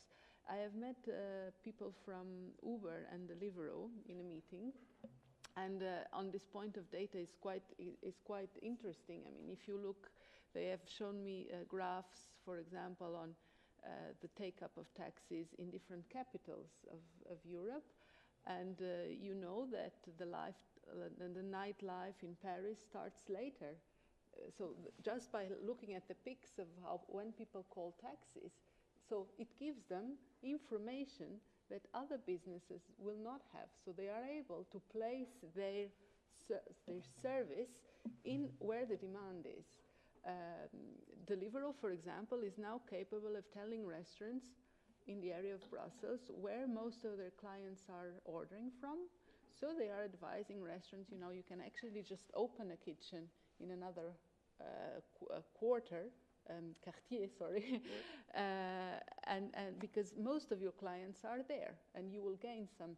So this kind of information that technology now allows gives a certain advantage for this type of businesses that was not there, and I do not think we will be able to stop this, or we want to stop this. So the question is how to regulate and make sure that everyone is protected. So that would be my first point.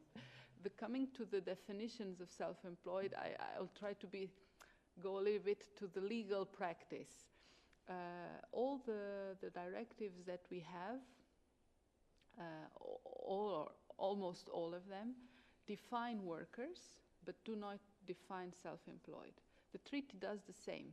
The treaty also talks about workers and does not talk about self-employed, only when we are talking about free movement. So in legal terms, the self-employed have been so far addressed as everything that is not falling under the category of workers. This is how it has been. So this is an important aspect. So in order to delineate the boundaries, definitions are important. So definitions are important, but whether you do it by a definition of a worker and then by default the rest is self-employed, or you have two definitions that are quite specific, let's put it this way, is a legal choice. In EU law, in the current practice, we have always looked at the definition of worker. Now, what most of the directives do is to put to the national level the definition of worker. So the directives tend to talk about workers and leave to the national level to determine what is a worker. And the recent case law, so what we have seen in cases recently is that the European Court has been telling that in fact there are criteria to determine a worker. You have to have subordination, you have to have a remuneration related to the subordination, and there is a third one that I don't remember right now, but there are 3 criteria. In this criteria, there is not the need for a contract. So even if you don't have a contract, if you let's say respect these 3 criteria, you would, according to case law, then be considered a worker. This has not been, let's say, reflected yet in any legal piece, in any directive in such terms. But of course, this is one of the discussions we are currently having. How much of this could be then presented in the forthcoming proposals?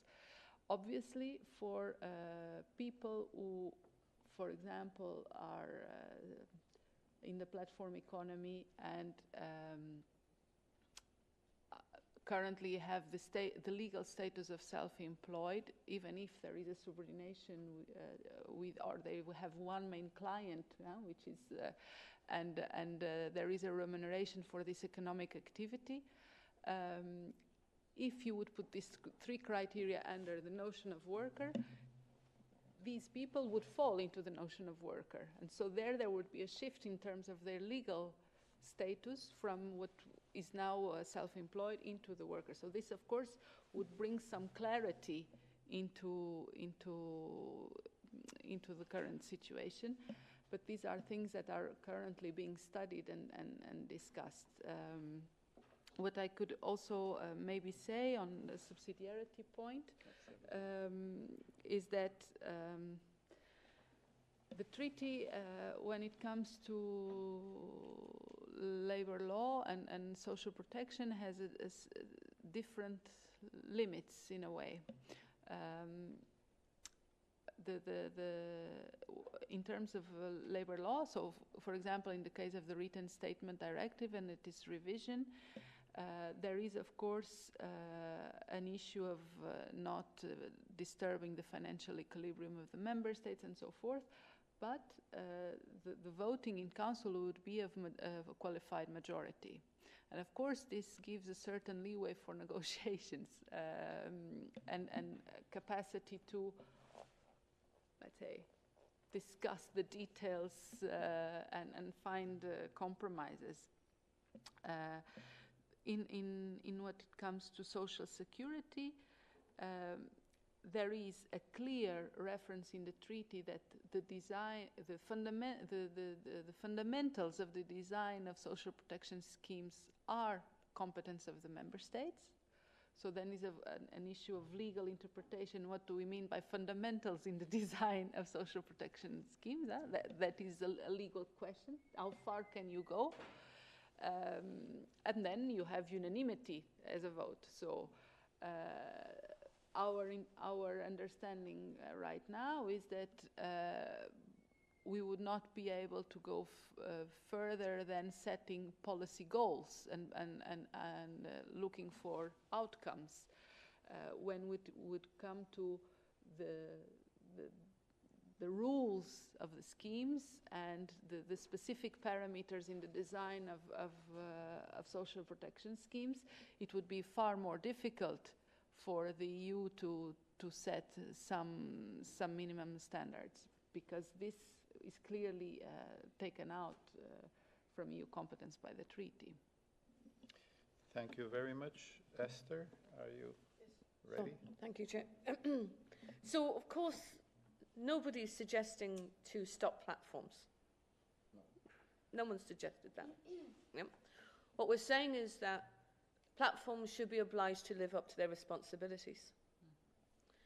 And what does that mean? Well, that means that they comply with all of the standards relevant to their field of activity. They don't say, I'm an online platform, so I'm not really, I'm a technology company, not a taxi company, for example.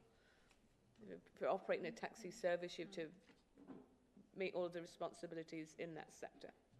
But from a worker's point of view too, you need to comply with the employment and labour law in the territory in which you're operating, and you need to comply with social security. The problem at the moment is that nearly all of the enforcement is on who? It's on the worker. So the worker has to prove they are in fact a worker and not self-employed. And they have to take a complaint to say, I should have had my social security. And is that really a wise system? Or surely we should put the responsibility on the online platform to prove that they're not. Let them spend the money taking the case to court to prove that they're not. Let them have to contact the social security in a member state and say, I don't think Esther is really a worker. Why do we put the weakest, most vulnerable, poorest person in charge of enforcing that? It's wrong. It's just so obviously wrong. Which is why we say online platforms should be obliged to inform the national security that they have workers. They should be obliged to pay the social security the same as if they were any other employer, and that they should be obliged to pay the minimum wage. They should be obliged to comply with the collective agreement. And they surely should not be able to say to the local competition authority, listen to this outrage. The workers are self-employed and they've got together in a union and they're trying to collectively bargain with me. Surely their workers are a cartel. That is an outrage. And it's so contrary to the International Labour Organization standards, because what does the International Labour Organization say now for nearly 100 years? All workers without distinction whatsoever. So if it's work and you're a worker, you're entitled to proper protection. And why is that? And it goes back to this fundamental question, that it's about humans. It's about human dignity. It's about labour not being a commodity. It's about saying that simply because an employer can find somebody so desperate because they need the money to feed their family, doesn't mean they should be allowed to say and have whatever terms that they can get away with. That's what it says. And in Europe, that's not what Europe is about. What Europe is about a social model built on protection of the human person, including their labour, which is why it's really important that all of these innovations, all of these ways of describing people not as worker, can't be allowed to continue. And it is entirely possible, and we have put forward recommendations in relation to saying that there are, simply because somebody is categorised as a self-employed person, doesn't mean that they can't be a worker. And that worker doesn't need employment rights light. They need employment rights the same as any other worker. So what you do is you bring that self-employed worker clearly within the same family as any other worker. It is inexplicable to me. Like, I do not know how you could explain to a 12-year-old, like somebody who's hasn't had the full benefit of an education yet because they're only 12, why you would say an hour's labour is worth protecting with minimum wage if the person's called an employee, but the hour of labour isn't worth protecting if they're called a self-employed person. As I said, you'd have to be part of the intelligentsia to understand that, like why it would be reasonable not to protect an hour of work simply because of a title. Like so I think we have to get back to the reality that people are facing and just tackle this in a very fundamental way. Thank you for using the word tackle at the very end. Antoine, do you have 2 sentences? Agnes has been very patient. So if there's a real urge to make a point, please go ahead. I'd just like to react on the question of the undeclared work. I think the system tends to, the platform, the online platform, they tend to outsource the responsibility, which puts all the responsibility on the worker. What Esther was pointing out. Exactly, and the question of undeclared work is basically the platform that push it on the worker. It is a problem that existed before with the bogus self-employment, but this is reinforced by the fact that really often the work is divided in very small pieces. So this is something to really keep in mind. And as you say, things become even more interesting with bogus self-employment. When we talk about tackling, tackling means managing and means educating platforms to behave properly, not prohibiting them. Please go ahead, Agnes.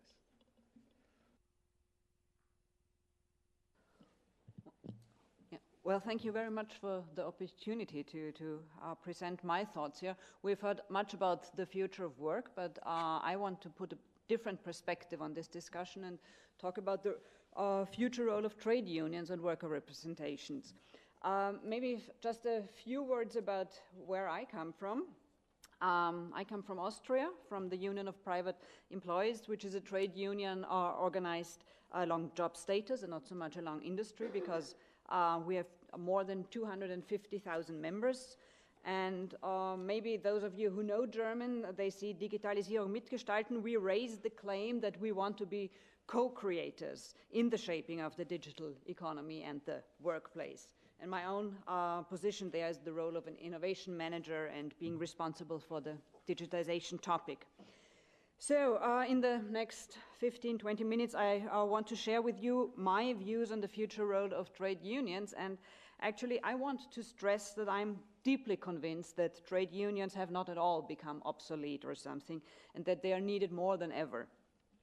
But we live in a rapidly changing world, and so trade unions have to change as well. And I think that there are 2 developments which are essential for a deeper analysis. And one is the future of work, and we've heard a lot about that already. And one is the future of democracy and participation. So I will start out with these 2 themes and then come to the question what unions could and should do about that. So what's the future of work in Europe? And we've heard very much now about platform economy and gig economy and all that. But I want to have a broader view on that. And you talked about job losses as well. But I think, of course, we cannot look into the future even in the short or midterm. But most of the serious studies right now say that there will be not significantly less jobs. Actual job losses are predicted around minus 10% or so. But of course, some jobs will fall away, but there are other new jobs created. And more often than jobs actually vanishing, the development we see is that jobs change their characteristics. Occupations are changing, but most of the time it does not necessarily mean there's a change in numbers. So it is a large transformation, posing many challenges for the people affected by this transformation, but it's not so much about the quantity of jobs, but the quality of jobs, and we've heard very much about that already. I think one of the problems is that this transformation happens in a state of absolute uncertainty. One of the big problems of digitization is that we see all too often that CEOs and managers themselves do not really know what to do. So the firms are lacking strategies, and the firms are lacking the capacity of dynamic steering processes. What is dynamic steering? In terms of in times of uncertainty, you cannot plan each strategy all-encompassingly on the drawing board, just like you cannot learn to ride a bike by reading a book about it. You have to get on the bike and learn it by doing. But this is, if we lack this kind of transformational leadership in the managers, then it's no wonder that workers and workers' councils as well are feeling insecure and worried. And then in such insecure environments, very often the simple narratives work the best. And on one of the presentations, we already had the financial crisis of 2009, and actually, to my dismay, this crisis did not lead to a rethinking of the mainstream economic model, at least not in practice, because they are very serious economists, and they are talking about heterodoxy, they are talking about beyond GDP, they are talking about behavioral economics, but not managers and business lobbyists. They still tell us the markets know best, put away all the obstacles to the functioning of free markets, which means that we need more flexibility in the working place, meaning adapting the worker to the technological system and not the other way around. Less taxes, less regulations. And I think we have to realize that it is this narrative and not the technological progress per se that has led to this growing precarization we have heard all morning now. And actually, I do not know why we call these kind of works, why we call them new forms of work. Because I've also studied history, and to my mind, these forms of work are not so different to the cottage industry of the 19th century. You work by your own, on an allotted amount of work, you are alienated from your workplace and from your colleagues, and practically all of the risk, as Esther has shown so well, is borne by you. Whether you're a freelancer, a one-person firm, a crowd worker, it's always the same. Low regulation, no monitoring of working conditions, unsecure payment. For some, this works out quite well, but of course, if you're highly qualified and if you're highly motivated in your work, until you run into a burnout and realize that you don't have any health insurance. But I think there's one important thing we should realize. We've heard all morning about these precarious works, these new forms of works, but there is still quite a large group of workers in Europe working in firms with the Workers' Council. And actually in Europe, not a too small number of these firms are on the frontier of digitalization, as they have reinvented themselves over and over again. And then there's one group where I have to admit that we as trade unions, I don't know whether maybe Vanessa will tell another story, but at least in Austria, we do have a blind spot, and that's the increasing group of workers in regular brick-and-mortar firms without a workers' council. And this group is extremely diverse, but we can no longer ignore it as a very important target group for our own work. Another change in the working place is a change of industries. Just like jobs and occupations, whole industries are changing. Some business models die, others are born. And I think that in an ever more knowledge and data-intensive economies, industries tend to converge. The distinction between production and services is vanishing. And this, of course, has a repercussion on industry-based trade unions. Parallel to the change of work, we see a massive change in qualifications. There's a trend toward higher qualification, although it's different from country to country, and probably Ursula would know that better than me, whether it's accompanied by a polarization of qualification, meaning that the middle qualifications doing routine occupation, they are falling away, or whether it's a trend toward higher qualification and putting the high stress on the lowest qualifications. In a more individual globalized world with more possibilities of working anytime and working anywhere, I think we see that the needs and the ideas of what people, of what working people think of what good work might be, these ideas are diverging as well.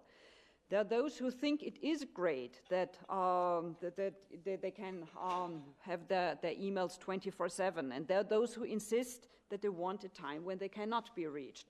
There are those who cherish project work and teamwork, and there are those who want hierarchies. And of course, there's never been a one-size-fits-all model, but nowadays in a more interconnected world with changing boundaries of working time, of working places, and even of firms, this becomes more evident and even more diverging. So after taking this broad view on the future of work, I only want to touch the subject of democracy very shortly, but I do think it's essential for the future of trade unions, how our political environment evolves. The first factor, of course, is the rise in populism. People can be mobilized in large numbers, mostly against something, but it's much harder to get them to actively participate. Alongside that, our growing frustration has led to either abstaining from politics at all. In Italy, nowadays, the largest group of potential voters are the astenuti, the non-voters, or to the rise of angriness. In Germany, in Austria, we see the rise of Wutbürger, angry citizens who have the feeling they are not heard, but actually they are not really very much interested in positive discussion or in co-creation or anything. And closely connected to that, there is an increasing voters' volatility. People are interested in the fulfillment of their immediate and individual needs, so solving collective problems is not enough for them. Therefore, if a trade union's value proposition is based solely on conviction and attitudes, that won't suffice anymore. And thirdly, there are those, of course, the famous bubbles, multiplied and increased by social media. As trade unions and as political parties, it's so important to reach those outside your own bubble. And I've read an interesting article by a sociologist. She said that those bubbles are like tribes, and you tend to protect your own tribe against attacks from outside. So if you challenge somebody in another bubble with facts and with evidence, this is seen as an attack. It's the other person cannot see its face value. It's an attack on his or her own beliefs, and therefore she cannot take it. So the only way to reach somebody else in another bubble is to find a common ground, to show that actually you too belong to the same tribe. So for trade unions, this of course could be the working world, but we ought not to moralize and teach, but to listen and honestly try to understand the other's perspectives and problems. And I guess the same is correct for political parties as well. So what does this all mean for unions? We will have to change our own attitude and get away from the image that we are mainly a defending and fighting organization. Instead, it should be about positive participation and co-creation. And I think it would be great if we would not just react to developments around us, but to act, or even better, to proact, meaning to try to create the future and determine the direction things are going. So, of course, each trade union has to find its own ways, as we all have different frameworks, but I think there are some common denominators. First, I think we already have reached a consensus that anybody who sells his or her labor force for a living should be part of our target groups to make their lives better, to ensure level playing fields between all kinds of work, to reduce precarization, to organize in whatever way all kinds of work should be our main focus. And we will have to find new offers and new forms of communications and organizing for those new and for the so far neglected groups. The second theme is an honest discussion among ourselves and with our members what we are talking about when talking about good work. As I said, everybody has a different view on this question. It's quite challenging to find a common framework which allows as many different ways of good working as possible without disregarding the basic rules of work and health protection.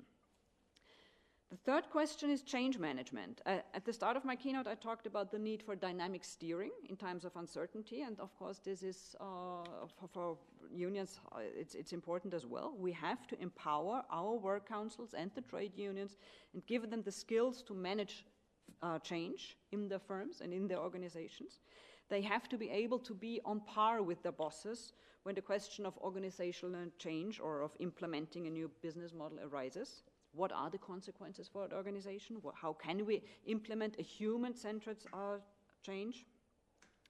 And of course, then some things stay the same. Our common narrative is fairness and creating level playing fields between the interests of capital and labor. We want to support sustainable business models which treat humans and the environment fairly and are not focused on short-term profit goals only.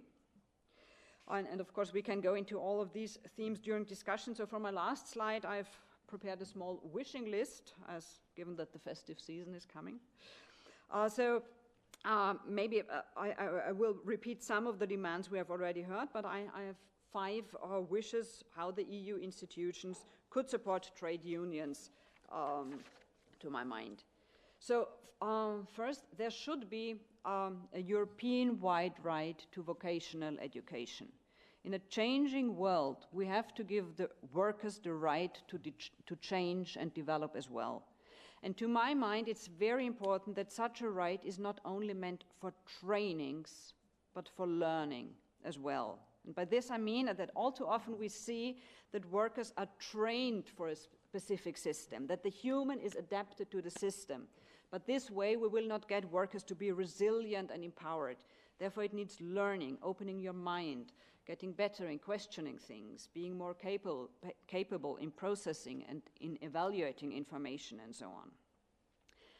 Second wish, I told you that we as a union want to organize all kinds of work, and it would be very helpful if instead of just formulating some guidelines, we could get binding minimum standards in labor laws, in social protection, in representation rights for all kinds of work on a European level. So we have a base level playing field, at least on the European labor market. And my third wish is the strengthening of collective bargaining system. This seems to be a no-brainer coming from a unionist. And of course, one of the reasons for this wish is that it is maybe the most important factor against inequality in the primary income distribution. But Ms. Pereira asked in her presentation whether collective bargaining is still fit for purpose, and I think yes, because apart from that factor, there's another factor which is often overseen. Collective bargaining lowers transaction costs on both sides because it's transparent signaling.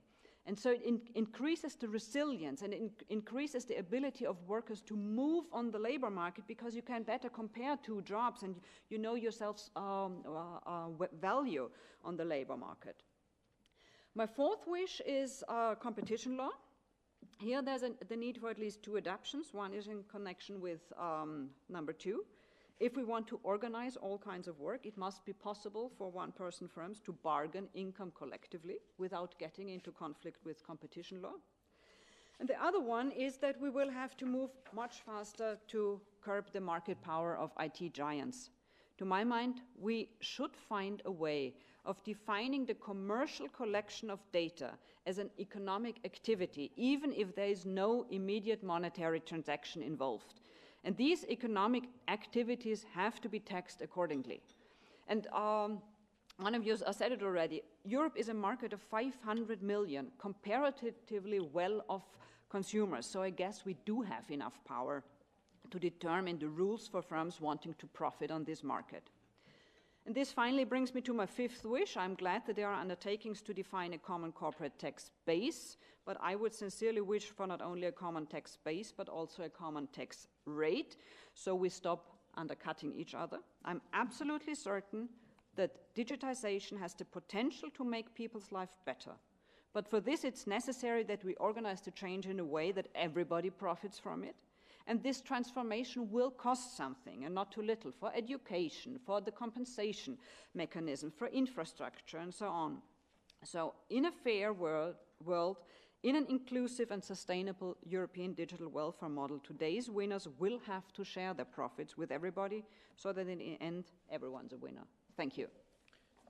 Thank you very much for this most comprehensive presentation, and I would like to immediately turn to Vanessa Barth. Please go ahead. Yes, yes, please. You have a full 15 minutes. How many? Till 11:45, and I see the audience is listening carefully, so perhaps it could So be. I'm a little, hello. It's my first time in Brussels. It's an honor to speak to you. I would like to ask you a question. I mean, I have two possibilities now because I would like to start discussing with you. I can either walk you through a number of platforms because my presentation is on the table, or where is it? Bitte?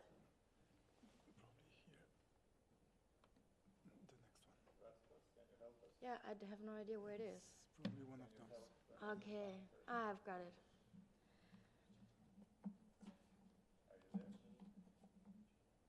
Yeah, I'm there. Can you see it? No, presentation mode.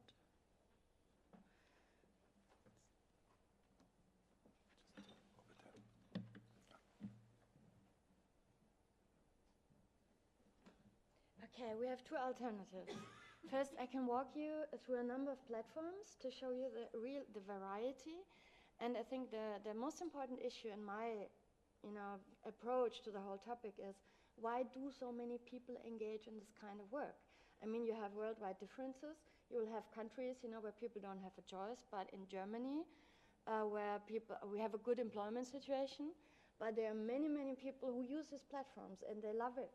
They think there are some bad things about it, but there are many things about it that they appreciate, the flexibility, the access to work, stuff like that. So, two alternatives. I can walk you through a number of platforms, or I can tell you the story of how we approached the topic. And I don't know if that's, if you're used to this, but I would like to ask your opinion. So who would like me to walk you through a number of platforms? Please lift your arm. Okay. And because I don't have much time. Maybe you could do a good combination of both. Okay, in 11 minutes.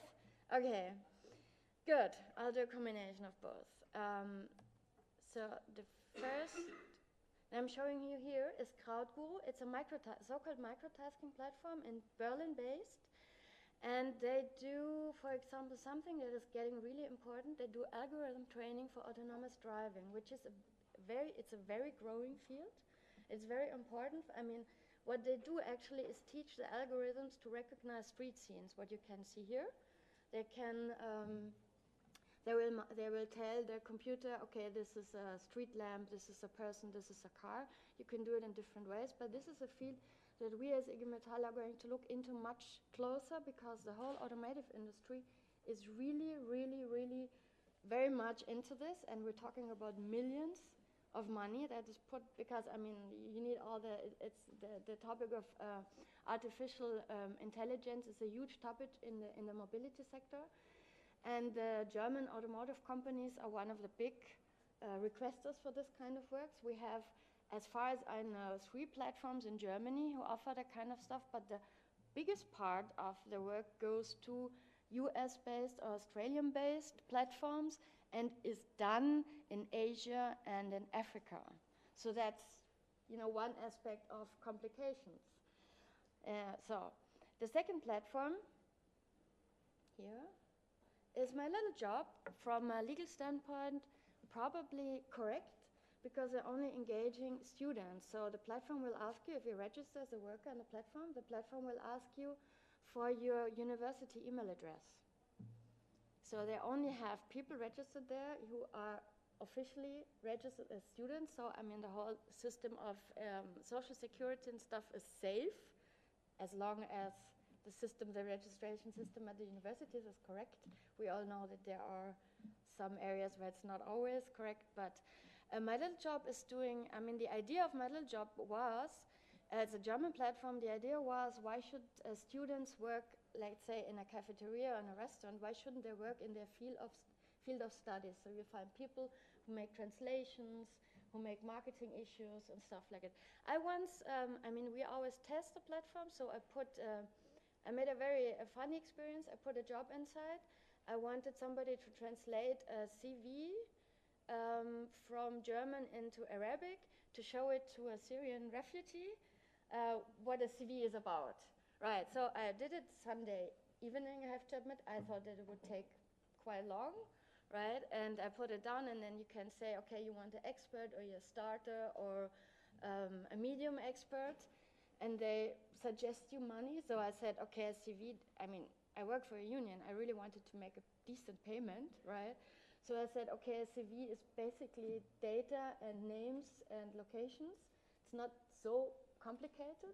And I said, okay, the person's going to make maybe 1.5 hours for it. And I said, I'm going to pay, I think, 30 euro. So I sent it off. And the next day, Monday morning, the job was done. Problem one was, I tried to, I got the CV in Arabic, and I didn't have any idea if it's correct, right? That was the first, because this is a platform, there's no mediation between the platform and the requester or the people, so it's one special type of platform. So the point was now, then there was no way to contact the person who's done the job. So I had the choice to either accept it, not knowing whether, it's a fake CV or whether it's correct. I accepted it, okay. And the next problem was then, after I accepted it and I did the payment, then I get an email, but anonymously. I only had the alias of the person on the platform. And I wanted to say, and she told me, it took me much more time. And then she told me about all the formatting problems with the different writing and stuff. So, but for me, there was no possibility on the platform to either, improve my payment. All I could do, I said to the woman who did the job, I said, okay, I'll have to get a reverse translation, and I'm going to pay you more because you can add your favorite workers on the platform. But today it never happened because the refugee never ever wrote a CV. So, this is that kind of practical problems that you have with these platforms. And one of the quality categories, in my sense, is if there's a mediation on the platform, has as a service to mediate the relation between the worker and the requester. This is really important. And there are some, like Mechanical Turk, there's none of it actually. Right? And then you have very well regulated platforms. And this is really important because I think that should be a legal issue, that we don't allow platforms where there is no moderation, where the platform doesn't have any kind of responsibility for the relation between the requester and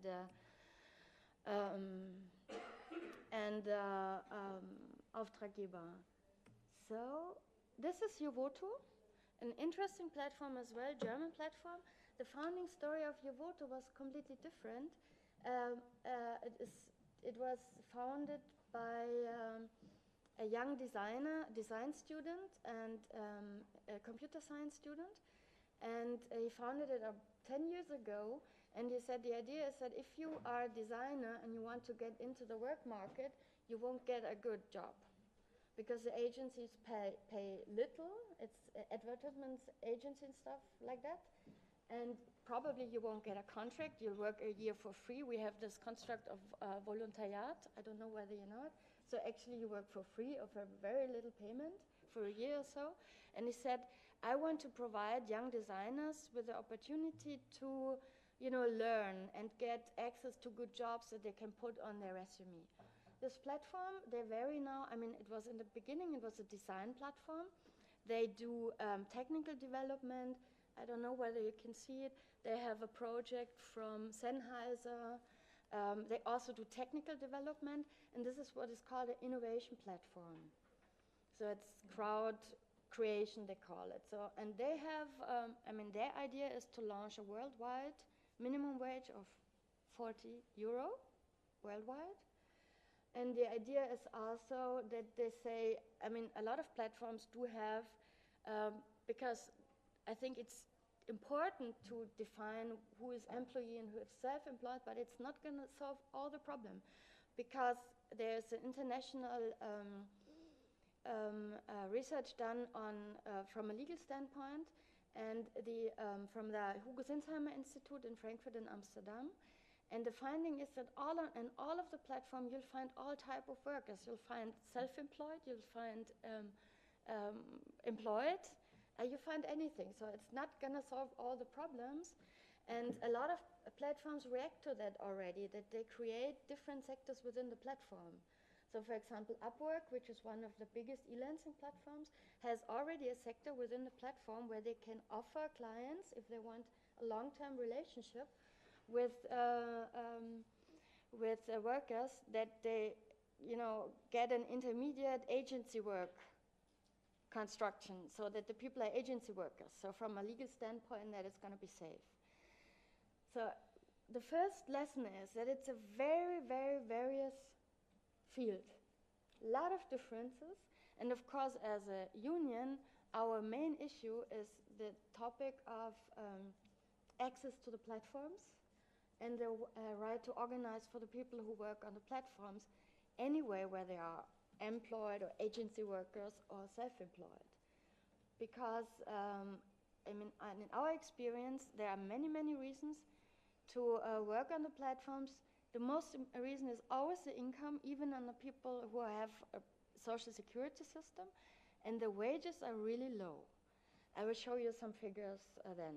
I'm going to stop with the walking through the platforms, and I'll tell you from the, what we actually did. In 2015, we launched the platform faircrowdwork.org, because we said, okay, reputation systems are actually a basic feature of most of the platforms. They're intransparent. There's no way for the workers mostly to influence the algorithms of their reputation systems. So why don't we build a kind of reputation system for the platforms? And this is what we did. We didn't have much glue at that time, but what happened is that the platforms that we had reviews for immediately reacted. Immediately, because their kind of transparency was something they couldn't ignore, let's say. So many of them approached us directly and said they want to talk with us. We had a huge media attention for the whole topic. All of a sudden it was in the media. And we started we made a list, let's say, of the 10 most important platforms in Germany from our standpoint, and invited them for discussions about the working conditions. Here you see some of them. Amongst them is Testbirds. It's a crowd testing platform from Bavaria, which got the idea of, foundation from the automotive industry as well, because they test all the apps around the car industry. And they said, okay, we want to make a difference, and they launched a code of conduct, which was very soft in the beginning. So it had some basic, rules about that they want to communicate with the workers, that they want a decent payment, that, all kind of things that are stressful for workers usually when you work on these platforms. So they wanted to make a difference, and we have now ongoing discussion since about 2 years. And in last November, we launched an ombudsman for this platform who signed the code of conduct. And actually now we're getting complaints. We've already got 3 complaints, which is good in my sense. We didn't expect that in the beginning. And it's always about payment. So this is the second important topic. And the complaints were always like this, that they say, okay, I did the job was accepted, but I didn't receive any payment.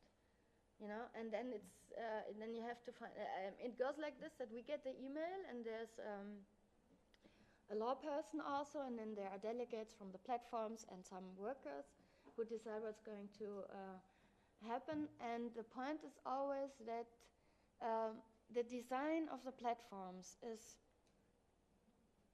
mostly so basic. It's always only concentrated on the needs of the requesters and the platforms, and the whole perspective of the people who have to work on it are not really represented in the design of the platform, and that's the second biggest issue. But we experience that the platforms actually are willing to learn. We also did workshops together with the platforms and the workers, And we experienced, actually, there was a big openness. There's a big difference with the US-based platforms, I have to admit. We got only trouble from them because, unions have a different standing in the United States. But I think that via the whole intervention about the autonomous driving, the German manufacturers are like really big players in that field. Maybe we can get the door open a little bit for a dialogue with these platforms that are specialized in this. What did we learn? And this is important. I said, you have to ask yourself. I mean, if it's all such, and I absolutely share your view that we have to do something about the working conditions on the platforms. But we also have to ask ourselves, why do people use it? Although the design is horrible, I mean, if you compare the technical framing of how you interact with a platform compared to how it should be in the working world, it's really, really strange.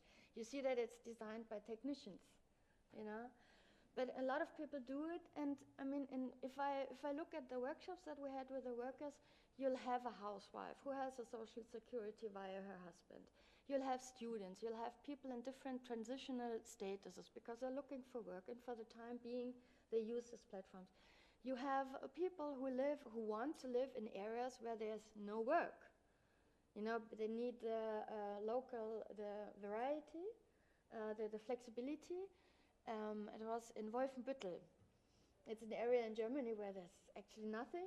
And they were bound to the place because they had parents they had to care about and children they wanted to keep them in school. So working on different kind of platforms was their only way to make it possible to stay and live there. And really have to ask, as humans, as unions and as policymakers, we have to understand why people use these platforms. You also have a lot of African and Asian companies specializing in organizing participation in this microtasking work because they see it as a chance of development for those countries. So I agree with you that it's not going to vanish. We won't be able to put it off, but we really have to get forward because I think this whole concept of platform economy is not really understood yet. I mean, we started, let's say, looking into the working platforms, and by that we kind of learned that the whole topic of platform economy is much bigger than the working platforms, and we should really look into this because the disruptive, let's say, potential of platform economy is really massive.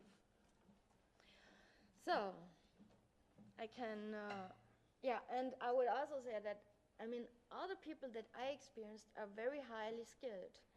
They all have an academic degree. You have much more women working on the platforms than in the normal, so the percentage is about 50 to 60. And they also say that even those simple tasks that they have on the platforms require a lot of skills because you have to deal with the platforms, you have to find workarounds around badly designed platforms. So I was really surprised how skilled these people were, how broadly educated, because they do a lot of research about the internet, so they're really a potential we should use to make this better. I will stop now. Thank you very much for both your presentation and your understanding for the time constraint. Agnes is with us, and I will give her the opportunity of saying a final couple of words. Agnes has a way of helping you. In a nutshell, Yes, I please. believe what was shared is that platforms are here to stay, which requires us to think about what work is and what does a worker mean, what is self-employment. And basically, I would highlight one finding that Anna Karla concluded with, and that is the social dialogue in the first phase, second phase, and the differing approaches of trade unions that are eager to involve themselves in thinking about EU-level regulation and business, which is seemingly not all that hot on the subject, maintaining that all these issues are basically national law. And your namesake, Agnes, from Austria, called the attention to the bubbles that in present-day democracy, or what is thought of democracy, we have been encapsulating ourselves in bubbles. So you have two bubbles. One is the trade unions and one is the business bubble. So she invited everyone to make an effort to find common ground. So maybe you can indicate where you see that common ground.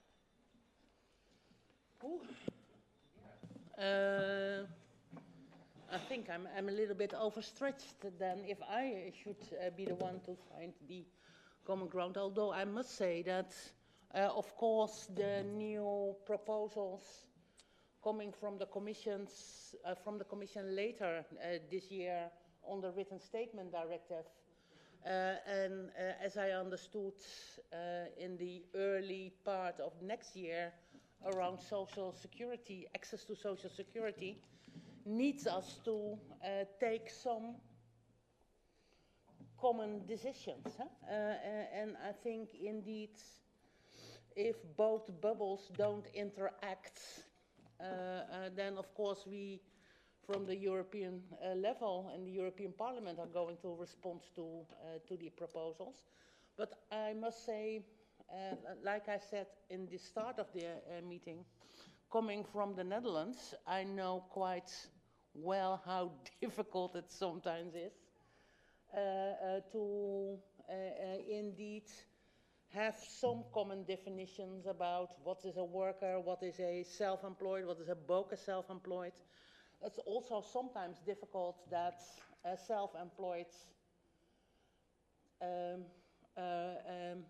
instead of talking negatively about themselves, they want at their birthday party say this was the best choice of my life.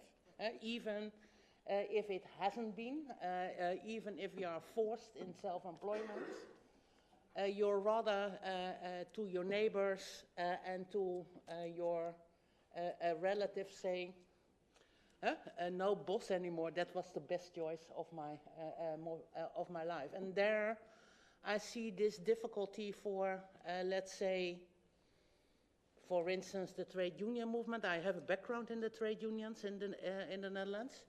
It's difficult for trade unions to say, you are to pity, we pity you, because that is not a way of getting people into the movement, because why should you be part of a movement who thinks in general that you are a little bit of a failure.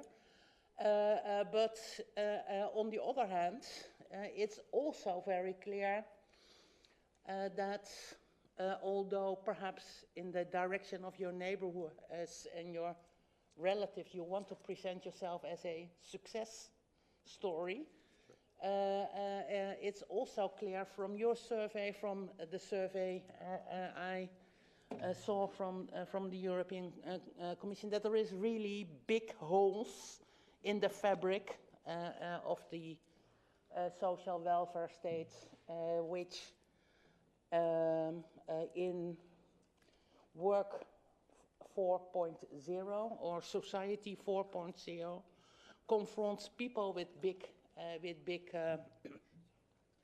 holes in their protection. For us, I think the proposals around the written statement, the proposal later on in March around access to social security, will present us with an opportunity to adapt our welfare systems to this work 4.0. I think we need all the help of the trade unions in this sense, but also we'd like to see some kind of employers who are willing to think with us instead of think that by just saying no, that is the best way forward. So perhaps would that be high on our hit list? Find some employers with a more progressive orientation, because otherwise we are always in these two bubbles and taking sides and trying to prevent progress, while on the other hand it's clear that or now, or let's say in 10, 15 years when people are getting older, have no retirement schemes or not a proper health insurance, we have also a big societal problem if we don't address this issue now. I think until now it's not clear for me what had been work 3.0, but it's clear we are now in work 4.0. And there is a lot of surveys being done, and I think that's helpful for the debate. Joe, I don't know if you want to make a last statement. If not, I would really like to thank Georgie for sitting in this debate. I'd like to thank all the people being present, but also the people who made the presentations, because it is for us food for thought and a good preparation for, let's say, the first start at the 20th of December with the written statement directive, and later on the access of social security. So thank you for prepping us for those issues ahead. And if you have ideas of progressive employers who are willing to think about how can I be an employer 4.0. An employer 4.0 is not taking no responsibility at all, but taking your responsibility in modern times. We would most happy to meet them and see what their demands will be. And with that, 2 minutes before 12, I think we can stop this meeting. Thanking you for being present, and thank you for the interesting presentations. Thank you, Agnes. And just just a final announcement. There is a light lunch outside served, and everyone is invited to continue what has been, I believe, a most thought-provoking and action-provoking session. So thank you once again. Let's go.